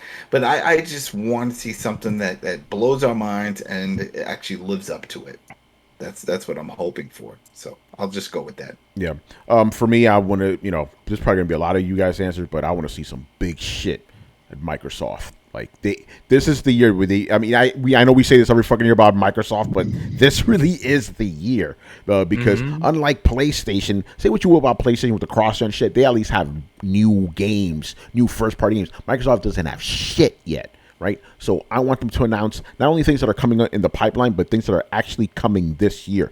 And obviously that means Halo Infinite. We got to have a strong showing for that. We need to go in there and just be amazed by Craig's new face. You know, we got to see stuff like that, and just be blown away and just give us like hope for what's coming. It's like, yo, Xbox looks fucking tight. We need to jump on this shit. So I'm hoping for a really strong showing. And Microsoft, let's just be honest, they have a very good chance of that because that's probably the biggest conference because it's them and Bethesda. You know, and like I said, you know, I've said this before, and this is mostly because I want to see the world burn. I want to see Starfield be announced as an exclusive then and there, and the release date. You know, because you know, motherfuckers gonna go crazy as soon as that happens. Especially Brett, if it's this year. Yeah, right. So that's what I want. So that'll be dope. So Microsoft. Then there's a couple things like Square Enix. They'll show some good stuff here and there. Capcom. It would be funny if they show Street Fighter 6, but I highly doubt that. And other than that, Ubisoft, they're not gonna do these motherfuckers. Can we get a new Splinter Cell, please? That's all I want. I just want a new Splinter Cell, a proper one. That's a mobile shit, a proper Splinter Cell. They come out there and be like, "Yo, we got Splinter Cell Blacklist 2, son." Oh my god, it's done. By the way, I don't think we talked about this on Throwdown. They didn't cancel. They delayed the Prince of Persia remake. Yeah, because it looks horrible. I think that's what it was. I think we were like, "What the fuck is this?" Everybody saw that shit, and they were like, and they got it was that the studio that's developing is out in India, and with all the COVID things going on, over there, they said. I think it's because the game looked bad. Like don't mess up that classic. Hey man, yeah. Let's think of the finer things here. We knew of a game made by a studio from India. Mm-hmm. Yeah. How many of those are out there? By the that way? is true. That's a good point. I mean, to be honest, Brian. At the same time, though, you know why they're going with a place like India, because it's probably cheaper to develop a game there. Yeah, that is true. So yeah, that's my. Yeah, go ahead. No, but it was just a counter to Brian's thing where he's like, "Yeah, you guys don't know fucking developers outside of the West." I didn't even take that personally because it's true. I'm a Western. I'm fucking American. I think about America first, baby. That's just the way it is. I mean, I feel like I know more about Western game titles and alternatively some Japanese titles, which, by the way, is the biggest missing portion of the fucking Game Awards. With all these games on there, Summer Game Fest, you can literally count on your fucking fingers how many Japanese games are on there. That's right. I saw Tales of Arise was like the only one I could think of. There's another one. There was another one they had in there too. Just Stranding PS5 patch. What happened? Death Stranding PS5 patch. Yeah. Mm-hmm. That is true. That is a Japanese game. So yeah, Microsoft. That's one thing I'm looking forward to the most. Brett, what are you looking forward to at E3 from any of these publishers? Starfield. I want to hear about Starfield more than anything. There you go. Manny, are you looking forward to anything? You're the wild guy here because you don't care. I'm looking to be wowed at all, because it's just a bunch of meh. Here's the thing. The sad part of it is it's like I don't know. I know what I like, but I don't know what I will want. And I like that idea, that sort of mystery is something catching me off guard. But a lot of the shit that we're seeing is just a bunch of formulaic bullshit. It's just, oh, hey, we're a blah, blah, blah roguelike with RPG elements and a third-person shooter. It's the same old bullshit. I want something. There needs to. Just quote Adam. There's got to be something that's going to catch my eye. Right now. There we go. 1 hour and 46 minutes. There you go. We got to have something for me. Something. Yeah, I mean, especially sort of like what Tony was saying. Before those studios that Microsoft owns, one of those suckers have to have a golden nugget. You know what I mean? There's got to be something that they're gotta be something, and they take it out, and it looks like from like one of those golden. You unleash the beast, Manny. Shining, and like your eyes go cross them, like I can't believe it, and you got to go and pre-order it and do the whole. There's got to be something. That's the thing, like. That's the sort of thing that I'm mildly excited for. The mystery as to what is going to be coming for Xbox. Yes. They have so many of these studios working on things. Some of them we know, some of them we don't know. And that seems the most interesting. For right now with Sony, we know what's coming. We know there's a Horizon coming. We know there's a God of War coming. We know Jade Raymond is going to have a game eventually. We don't know what that is. Again, why are we announcing studios without any fucking games attached to them? Like even Kojima, after the second time, they're like, okay, we're working with Kojima. At least the second time we saw fucking Kojima in public, he's like, new game. Yeah. Yo, Manny. So you're saying there's a Horizon on the horizon? There's a Horizon on the horizon. I'm not talking about Sony too much because they're not going to be doing nothing. Let's just be real. Yeah, here. I don't feel like I feel like we're just gonna get piecemeal from Sony, and I feel like the Microsoft conference is the perfect moment for Carlos, the mic drop. Yes.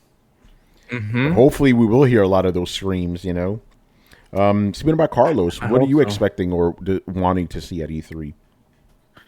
Man, I'm kind of, Jeff Keighley said on the whole Summer Games Fest before it even aired, he's like, "Oh, Sony's going to be part of this," and I'm like, "Oh, okay, cool. Maybe because they're not doing a quote unquote E3 press conference. Maybe they'll have a microton or something in the Jeff Keighley show." And they had Shuhei talking about indie games, fun. and they had Shuhei for a minute. He's still alive, Yeah, he's fine. He's pretty good. I wish he was doing something more than indie games, but regardless, we had that. We had the whole studio thing, which led to nothing other than we formed a studio. We're making something. We're working on something. And yeah, that's pretty much it in terms of sort of PlayStation news. So I hope, I'm not gonna say they gotta have something because I honestly don't think they got anything. But I want them to do something, during this time frame. It's like, Brett always talks about sort of why the spirit of E3 is something good. It's like a celebration of gaming, and it's like a couple of a week or so of everyone just talking about games, and it feels kind of empty if one of the big three isn't there, or at least saying something. So yeah, that's what I hope. But coming back. We'll come back. I'm waiting for that too. Start that shit again. I gotta kickstart it again. They don't call it a big four for nothing, man. So the biggest one, just like everyone has been saying, is the Microsoft press conference. That's what I'm actually most excited for. So that they have a lot of bullets in the chamber, man. They got a lot of games that they're working on, a ton of games. They like to remind us all the time. It's like, look at all these studios, 23, 24 studios, whatever they have. It's a ton of studios. So hopefully they announce stuff that we haven't seen before, or we haven't seen or heard before. Hopefully we get gameplay of some stuff. I want to see gameplay of Starfield. I want to see how that looks. And like everyone else has said, I hope that we get a release date. I want to get the revised version of Halo Infinite with ray tracing. I'm calling it here. I think I called this long ass time ago, but it's gonna have ray tracing day and date. So I want that. People have been talking about Microsoft acquiring another studio and getting announced. We'll see about that. People have also been talking about Kojima showing up in the Microsoft press conference. If that happens, man, that's gonna be wild, dude. I will say I wouldn't be surprised, because Kojima teased it during the Jeff Keighley show. So yeah, wait, how did he tease it? Did I miss something? Because he said I forgot. He's like, I got more to show at another time or something. Like, he said something like that. I'm paraphrasing. Think about next week, but it was mostly. I thought it was just for the Death Stranding stuff. That's what I thought too. We'll see. We'll see. Square Enix, Ubisoft. I don't know. I don't know what to expect. If Square Enix shows Final Fantasy VII remake shit, I'm gonna be pissed. I love that game, but I'll be pissed. It was my game of the year, and I'll still be pissed. Project Athia, show something about that. I doubt it though, because I think that's like a 2023 game. That's pretty much all I'm anticipating. Devolver Digital PC game show. I'll probably just catch the highlights. I might watch the Devolver Digital show, but the PC game show, I'll just catch the highlights. Yeah. All right. Speaking about PC gaming show, Brian, what are you looking forward to? I have no expectations, because I've learned with E3, just don't expect anything, because it's mostly going to disappoint in some way. So I have no expectations. What I would want to see is I want to see a game in the vein of Army of Two / Mercenaries. Like, it's been so long. Again, I just remember like years ago, people would be like, "Oh, consoles will be powerful enough to have destructible environments and all sorts." And then that kind of got put to the wayside. So now with these consoles, I'm like, hey, consoles are now powerful now. can we finally get an open world game with destructible environments? I'm well aware that Just Cause does it, but it's only for some things. I mean, like Battlefield, Bad Company, Battlefield 3 type. I want to like knock down a damn house with a bulldozer. I want that type of game. So again, it's not quote unquote too much to ask, but it's a lot to ask. And I think I'm going to make a prediction. Everyone here that's going to be excited to see what Microsoft are going to bring, they're going to say that the show is going to be a disappointment. So again, I'm not saying that I will say it. I'm saying that the guys on the panel that are excited for it. I'm not excited. I'm looking forward to it. There's a difference, Brian. I'm not excited. I'm looking forward to it. I just want to. Yeah, I couldn't say it was excited. I'm not excited about nothing at E3. I'm mildly interested in seeing what's. I'm interested. Yeah, I'm very interested. But if it comes out, here's the thing. Like in the past, they've had decent shows as far as showings, as far as games.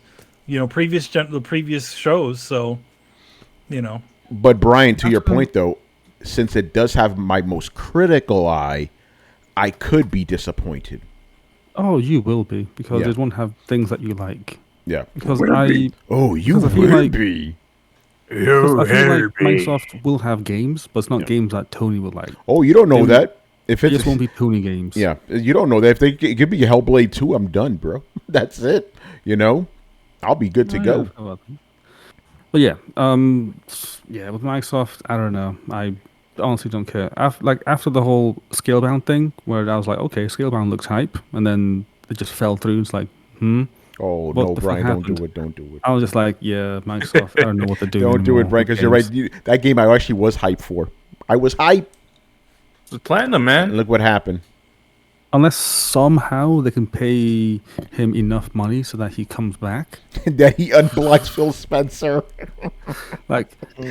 Again, I don't think that... Again, Scalable could have been their thing that they had, but it seems like they dropped the ball with that one. So I just don't know if I can trust them. And given how Halo 4 was and how bad I was hearing about Halo 5, I'm like, I don't think that Microsoft knows how to handle studios well. So I don't know. I'm just not confident. But they could surprise me, but I have no expectations. And Nintendo and whatnot, Nintendo won't show the games that we actually want them to see, like Bayonetta 3. They won't show that. Breath of the Wild 2, possibly, but Nintendo, whatever. I forgot about the direct. I forgot about Nintendo. Yeah, completely forgot about them. Well, it's on our little list. Yeah, it is. We're gonna be streaming it. I completely forgot about that shit. But it's Nintendo. I don't care. Nintendo. And then what? Ubisoft are going to show the same games that they always show. It's like, here's Assassin's Creed, here's Rainbow Six Siege, Splinter Cell. Where's that? He ain't lying. Yep. Yeah, so Ubisoft will be Ubisoft.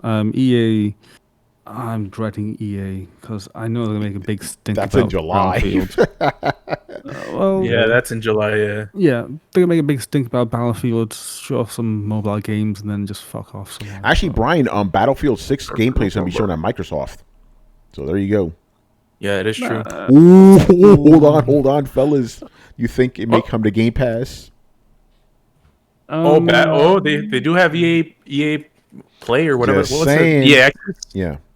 They have EA Play, but not EA Play Pro. Oh, okay. Those are two different things. Like EA Play is kind of like the older games that's just on there, whereas EA Play Pro is like the new games coming out there. So I don't know what Microsoft has, whether it's just base Play or Pro. Oh, so many names. So I have no idea. Maybe it is, but I don't know. I'm just not overexcited for anything. Like nothing's been shown that just grabbed my attention. That's very British of you, Brian. I love There's it. been nothing. Love it. That's been exciting. It's just more of the same. Again, after the whole Elden Ring, I'm just kind of like exhausted. It's like, oh gosh. It's like, this what's to come in the future? Just more games that are just the same game over again. It's like, I thought Call of Duty already did that formula, and then Assassin's Creed did that formula. So I was like, why are we doing this? Or GTA did that, but with the same game each time. Oh, by the way, I think I take back what I said about Battlefield and Game Pass because no smart delivery. And on PS5 and I guess Xbox as well, if you want to upgrade from the PS4 to PS5 version, you got to pay for that shit. Oh, Hey, Brian. All I'll say is if all that stuff, comes to fruition that you're saying, there's plenty of room in the non-gaming section of Throwdown.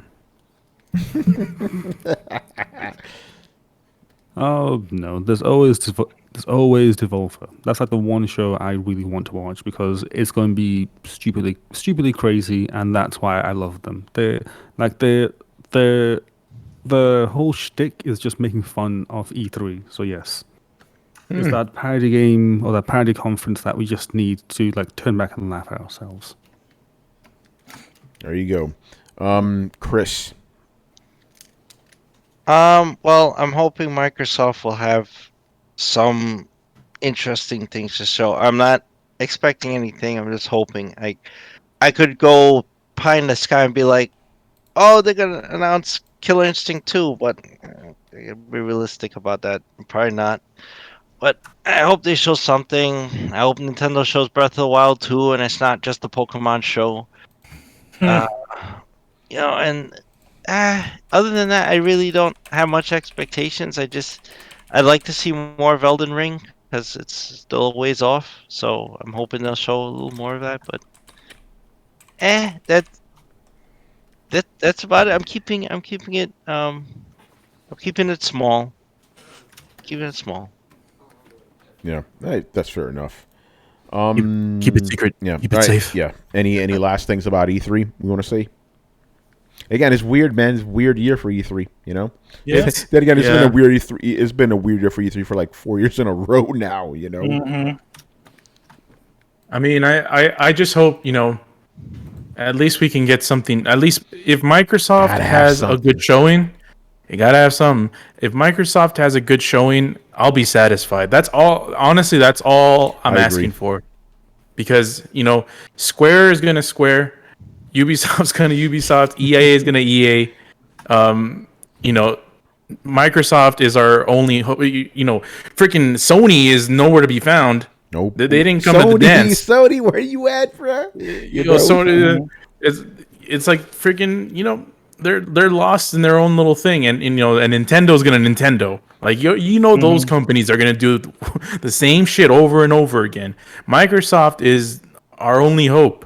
Obi-Wan, you're my only hope. A lot of Star Wars references tonight.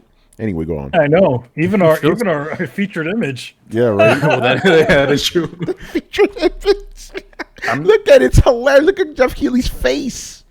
Anyway, Microsoft has the ability to surprise us. Microsoft has the studios to, and the firepower to, and the ammunition to we fire. Got the talent. They got it, man. They just need to deliver, and they got a smart deliver. They got a smart. There you go, man. They got a smart deliver. Gotta have something. If they do that, if they deliver a great showing, I'm satisfied with E3. I don't care what. I couldn't care less what anyone else does. If Microsoft has a good showing, I'll be happy. Even though I do care about everything else, but you know what I'm saying. I agree. That's the thing. I'm looking forward to it. All right, we're done with that. So we're gonna end things off with a. I'm gonna do with a thank you. 900 followers on Twitch. Yo, hey, there we go. All right, man. Yeah, we crossed that during the show. During the show, because we were like at 895 before we started. We had 50 before the show started. Shout out to everybody, man. 50. It's my pretty face. I'm gonna say this right now. No, I'm gonna do it, and none of you motherfuckers know because I don't even know. I'm making it up as I go along, man. Let's go, man. We will give something special away when we reach 1,000 followers, man. I don't know what, but we'll give something away. Stocks. We're gonna give away the headphones that Tony's been wanting to send Brett for like 2 years. Yeah, right. Yeah. I don't think you want those headphones. There's a reason I decided not to send them to Brett. I'm like, yeah, no. There's a reason I'm not sending those to Brett. I'm like, oh, no. That'll be a curse to the fans, you know. All right, so we're gonna do something a little different right now. I'm gonna do a live review of Ratchet and Clank for you guys. Whoa! So we're gonna do it. By the way, Ratchet and Clank is now out in America, and my whole timeline on Twitter is just blowing up. Ratchet and Clank everywhere. Ratchet and Clank everywhere. You know. So let's do this. So I'm gonna do it the typical way. I'm gonna talk about the game, and then you guys here ask me questions, and the fans will ask me questions, and I'll make myself embiggen so you can see my face. All right. And could you do us a favor real quick? Yes. Do you happen to have a Chiron for that? I do have a Chiron, which I have to type right now. Actually, no, I have to type it right here. Bam! We have the Chiron. The Chiron. Ratchet and Clank, people. All right, so I'm just going to say, get this fucking game. Get this fucking game. You know, if you are a fan of the franchise, you know, you're going to love it. If you're a newcomer, you're going to love it because this thing is an actual PS5 exclusive that takes advantage of the hardware. You know, the main thing about this game is the rifting. You know, it's like a rifting, so you basically go through all these dimension stuff, but it's really the SSD doing the hard work. So you're literally loading through worlds in real time, and it's flawless, seamless. You know, but you could also do it within the levels themselves. You could like tether yourself to a dimensional rift, just go right through it, just switch around and stuff. The graphics obviously look crazy, and yes, they have Performance RT, which is my personal favorite because you get the ray tracing. It's not 4K, it's like variable, but unless you're Digital Foundry, you can't even tell the difference. You know. That shit is dope. There are a lot of really cool worlds. The combat is almost exactly the same as it was in the other games. No difference whatsoever. Same crazy amount of guns as before. But I love how they take the rift mechanic and just seamlessly blend it in there. So it just becomes another means of traversal. Did I freeze up again? No, let him talk. Let him talk. He can. Yeah, I'm gonna keep talking because I don't want to fuck this up for the whatchamacallit, for the clip. You know, because it's fine on my end. But yeah, so. All that is good. The story, cool thing is, you guys hear me now, by the way? Yes. Sorry. Because remember, on my end, everything's fine. So I was like, let me just keep talking. The big kind of thing about this game is we introduce a new character called Rivet. She plays exactly like Ratchet. So if you were worried about that, don't worry. It's exactly the same. And as a matter of fact, whatever weapons you buy for her go to Ratchet and vice versa. So everything's flawless, seamless. There is another new character, but I don't want to tell you about that. But they all blend in very well. And what I love about this game, and this is a thing with Insomniac in general, I love how it iterates on what's come before, right? I'm going to take it back. When I played Sunset Overdrive for the first time, I was like, damn, this is like Ratchet and Clank just on steroids, right? Played Spider-Man, I'm like, oh, this is like Sunset Overdrive, just more refined, right? And now I'm playing this, I'm like, oh, this is like Spider-Man and Sunset Overdrive, just with Ratchet and Clank, you know? So it's cool how all that, you know, the studio's expertise just keeps evolving, you know? And of course, you know, you have the crazy kind of weaponry that you have in a Ratchet and Clank game, but the weapon wheel is a little bit more kind of like Spider-Man, you know what I'm saying? By the way, the music is very Spider-Man-ish, you know, it's like, you know, that, you know, dramatic. Yeah, exactly. I'm like, yo, this is crazy. And I'm going to say this right now. I know some people don't like to hear this shit. Yo, when you play this, because I played this at 30 frames a second for the first week because the patch wasn't available yet. So it was 4K 30. That shit looked like a fucking movie. It straight up looked like a movie. You know, it's crazy. I know a lot of people keep saying, like, this looks like a Pixar movie. I agree with that, but it's funny because that has been said about the series since the PS3 days, but it goes to show you how good it looks, you know? As a matter of fact, some people did some comparison shots. Some of this game looks better than the actual CG movie that came out in 2016, you know, which is like nuts, you know? And there's a lot of moments, and you saw this in the stream I did today, where I had to stop. I'm like, okay, you motherfuckers are just showing off right now, bro. You guys are just showing off. You know, the one part that got me specifically was I'm walking up the side of a building with the magnet boots. It's raining, and you see the rain coming right at you. There's fucking neon. There's lights splattering everywhere. I'm like, all right, you motherfuckers just showing off right now. You know, So yeah, the game is fucking dope. You got a PS5, you need to get this because sadly, this is the last PS5 game you're gonna get for a long time. You know, as far as exclusives go, this is it. This is the last one until who the fuck knows. You know, there's a couple other things I'll probably bring up if you guys have any questions for me. But Ratchet and Clank is the truth, man. I'm gonna go back to my second playthrough. Oh, I'm gonna say this. You know, I gotta boast. You know, your boy has to boast, man. Unless somebody could prove me otherwise, I believe I'm the first person on Earth to have gotten the platinum in this game.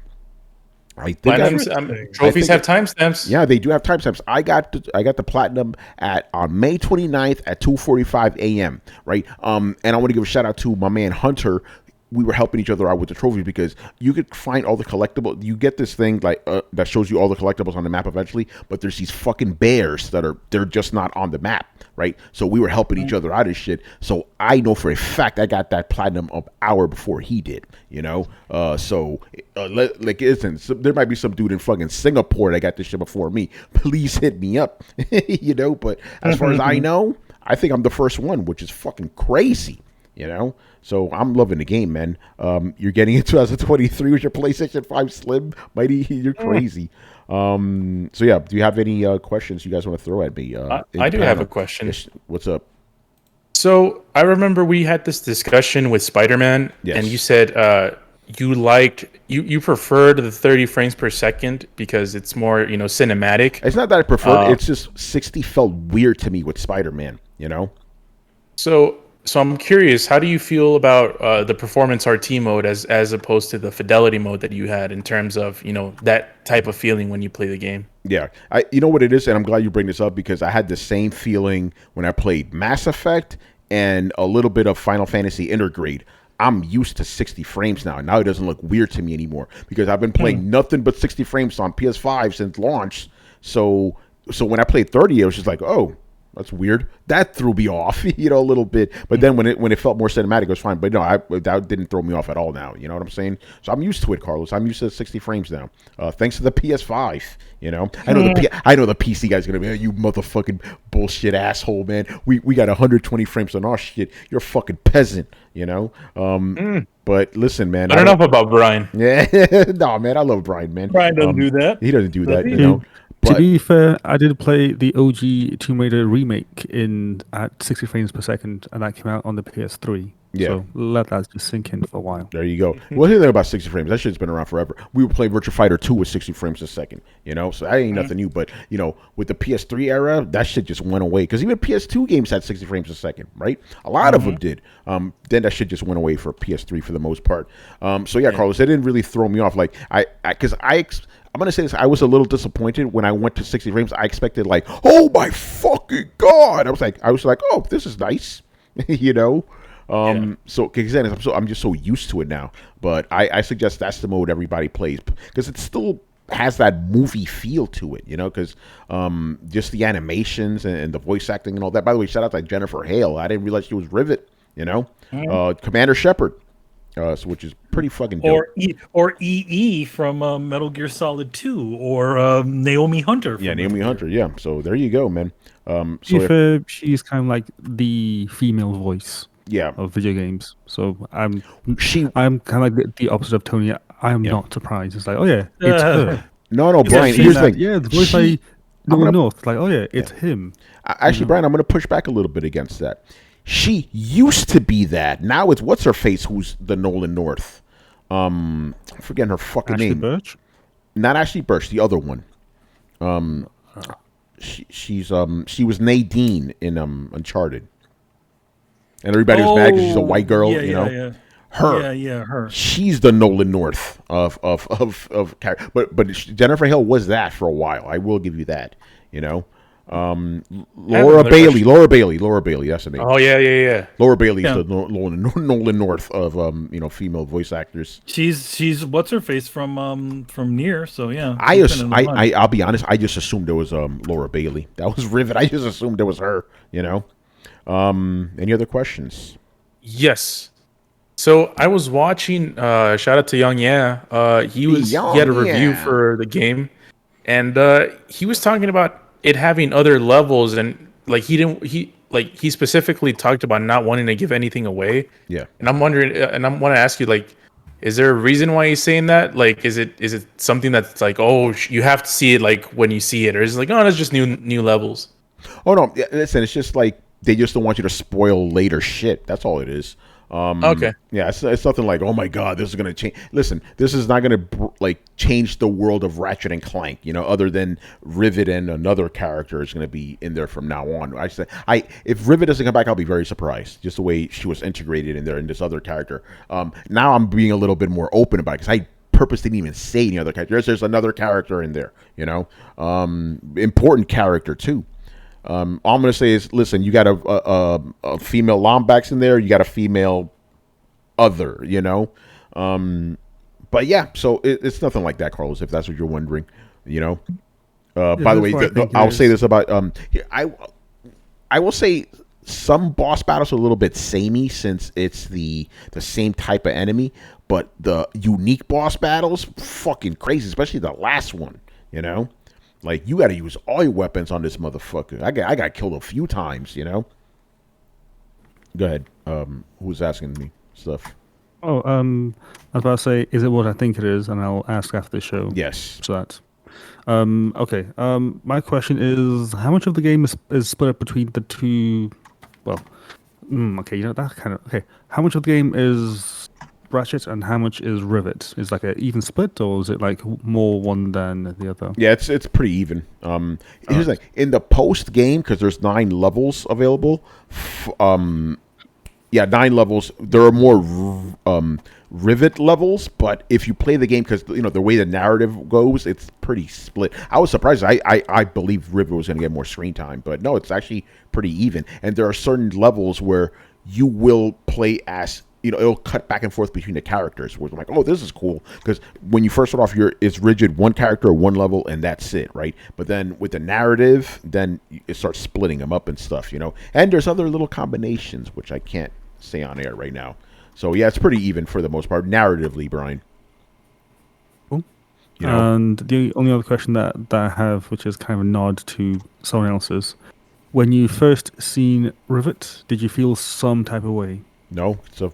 Oh yeah, I No. know what Brian's talking about. I actually don't know. Oh wait, no, I do know what you're talking about. Unfortunately, no, I don't feel that way because I'm not of that inclination. You know, actually, I'm gonna say I'm not a fucking furry. I'm not into that stuff. Come on, bro. Disgusting bastards! What the hell's wrong with you? You know. But yeah, game's dope. Get the shit. I'm looking forward to playing it again, man, because it is a lot of fun. And that's the thing. And I said this too. A little bit of controversy I caused on Twitter when don't I, right? I said that Insomniac Games, in my opinion, is Sony's best studio, hands down, right? Motherfuckers didn't like that, you know, and you know which contingent of Sony fans didn't like that. The Last of Us. The Last Naughty of Dog Us, yeah, fans. the Naughty Dog guys did not like that, man. Here's the thing about Naughty Dog: great fucking studio. I'm not taking nothing away from them, but Insomniac, they make games that are crowd pleasers, right? You know, Last of Us, like, bro, I'm not trying to play this depressing ass game during a pandemic. I want to have fun, you know, and that's what Ratchet and Clank gives me. You know, but again, because you get the top-notch visuals. I didn't even talk about the fucking audio in this game, man. It's nuts. You know, like when you got your headphones on with the 3D audio, it just comes at you in every direction, but it's all very clear. The haptic controls, got the controller right here. You know, Brian, another game that does it in subtle ways. You know, not just bombarding you with shit. You know, which is really cool. And I like how certain weapons, they make different sounds that come out of the speaker, you know, which is a lot of fun. So yeah, the haptics are really good, very subtle. I still think Returnal does the controls, the haptics better just because there's more variety to the haptics, but they do it really well in Ratchet. Again, the sound is dope.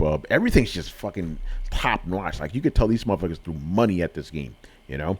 And I find out, you know, if this is relevant to you, you will appreciate this more. Apparently, no crunch happened during this game, which is kind of interesting, you know. Well, as I remember, they had a pretty good, like, they developed the last Ratchet game relatively quickly too. Yeah, without they did. any sort of hitches. Yeah, the 2016 game. That was the last Ratchet game, but like this one is narratively a sequel to Into the Nexus, which came out in 2013. And for me, it was cool. I'm like, oh shit, we're picking up where we left off. But at the same time, they do it in such a way where if you're a newcomer, they catch you up to speed pretty quickly. Like when I was doing the stream, remember, Manny, like they're showing you like, hey, these are all the worlds you got to visit before. Just kind of easing you in there, and it shows like, hey, these guys are galactic heroes. But for me, I'm like, oh shit, we're just right back where we left off. This is cool. The puzzles in this game are really good. I like the puzzles better in Crack in Time, but I like them. They're kind of brain twisty, but not too annoying. Just like Spider-Man, you have the option of skipping them, but I didn't. I'm like, just play the puzzles, man. It's fun, Also, photo mode exactly like Spider-Man. Even the menus are exactly like Spider-Man. There's like no difference. Yeah, the pause menu looks exactly like Miles Morales or the Spider-Man game. Yeah. So yeah, if you like Ratchet & Clank, Miles Morales, Spider-Man, pick this shit up. It's dope. That's gonna do it, man. Another interesting show. Especially with all that Summer Game Fest stuff, But hold on, got graphics for you guys, man. Whoa! Got graphics for you guys. See, cause I have a million things here. Wait, where the fuck is the E3 schedule? Did I not have it ready? Oh no, I moved it. Oh no, Manny, what did we do? Why are you moving it, man? I think I deleted it by accident. But I'll go to Twitter instead. We do have it up there. Manny, I'll just download that from you later. All right. Yeah, Manny, hit me with the graphics. Yeah. Yo, man, it's up there. Yeah, no, it's up there. I just wish I could share at the same time, but okay. You can just get the Twitter window and just drag it to the where your Discord is. Really? You can show it there. Oh, okay. Yeah, I know what to do. Check this out. Sorry, you guys have to watch this. The you guys like my background though? That God of War shit, man. It's crazy right now. You got God of War?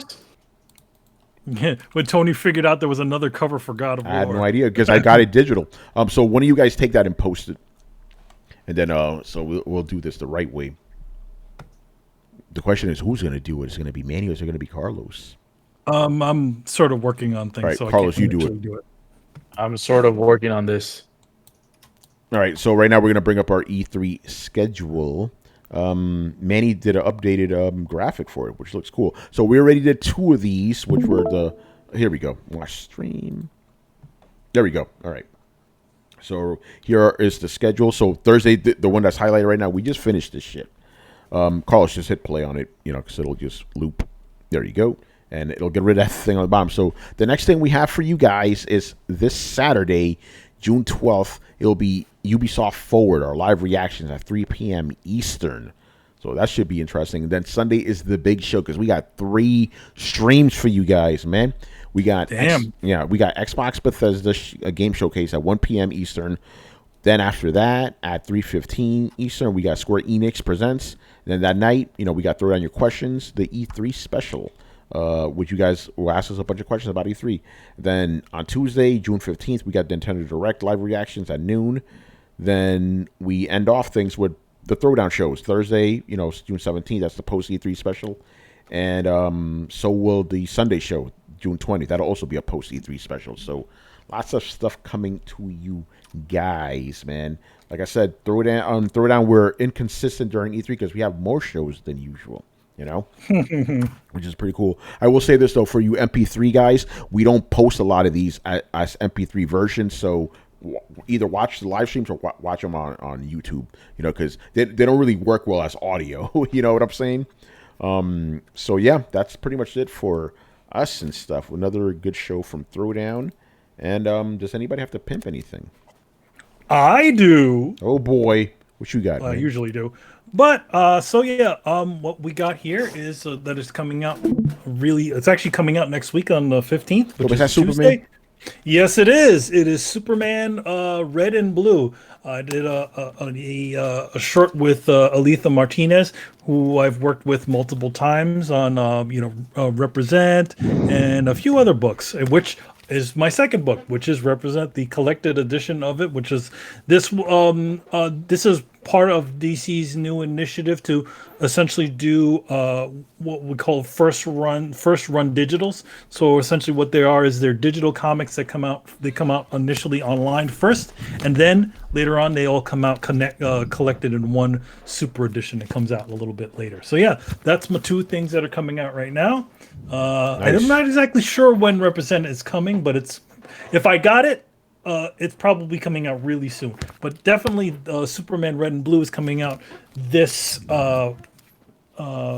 on the 15th, and there's also alternate covers. Here's a John Romita Jr. cover, Nice. and the one that I just showed you was actually a Walt Simonson one, which is actually really cool because for those of you who don't know, I actually had the comic artist Walt Simonson as my portfolio teacher when I was at the School of Visual Arts when I went in 2000 when I graduated in 2004. So yeah, it's actually kind of cool. Like, me working in the industry for like 10 years, and hey, look at that! I got a cover for a book I worked on by my old professor. So really cool stuff.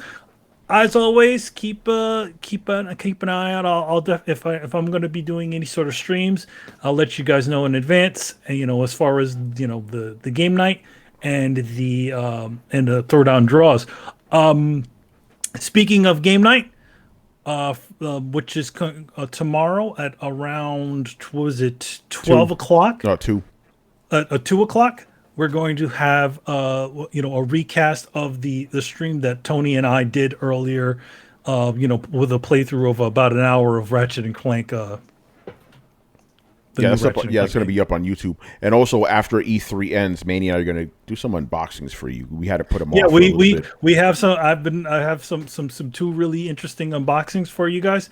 I haven't opened them, even though these things were like presents, but I've been holding on to them and not opening them so that I could do a little unboxing because I think you guys might enjoy them.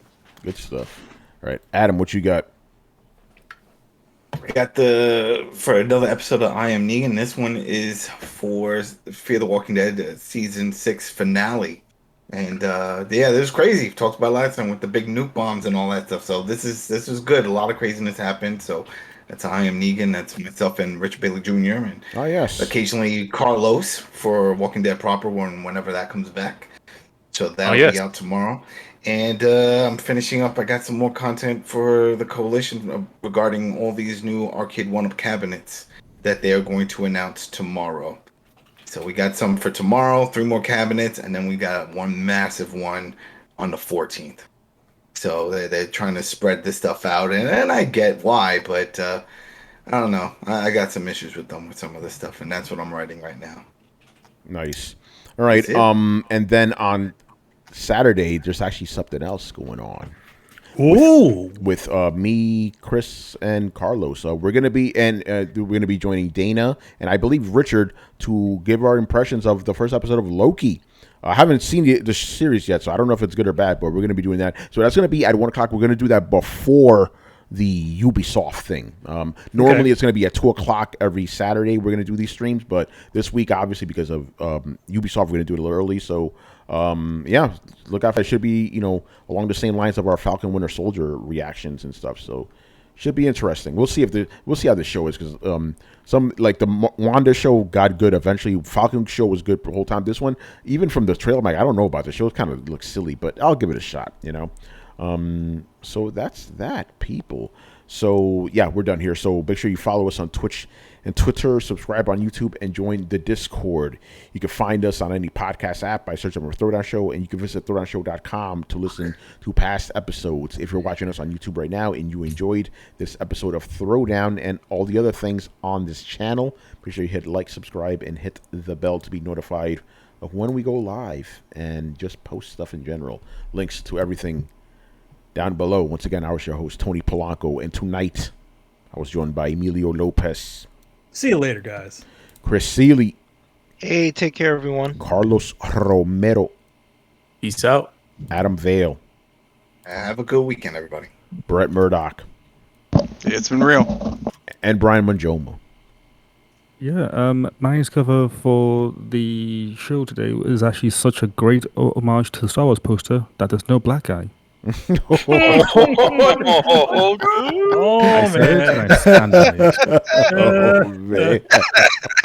Hey, it's episode 1. Oh, man. All right, people. We'll see you on Saturday. Later. Deuces. Ladies.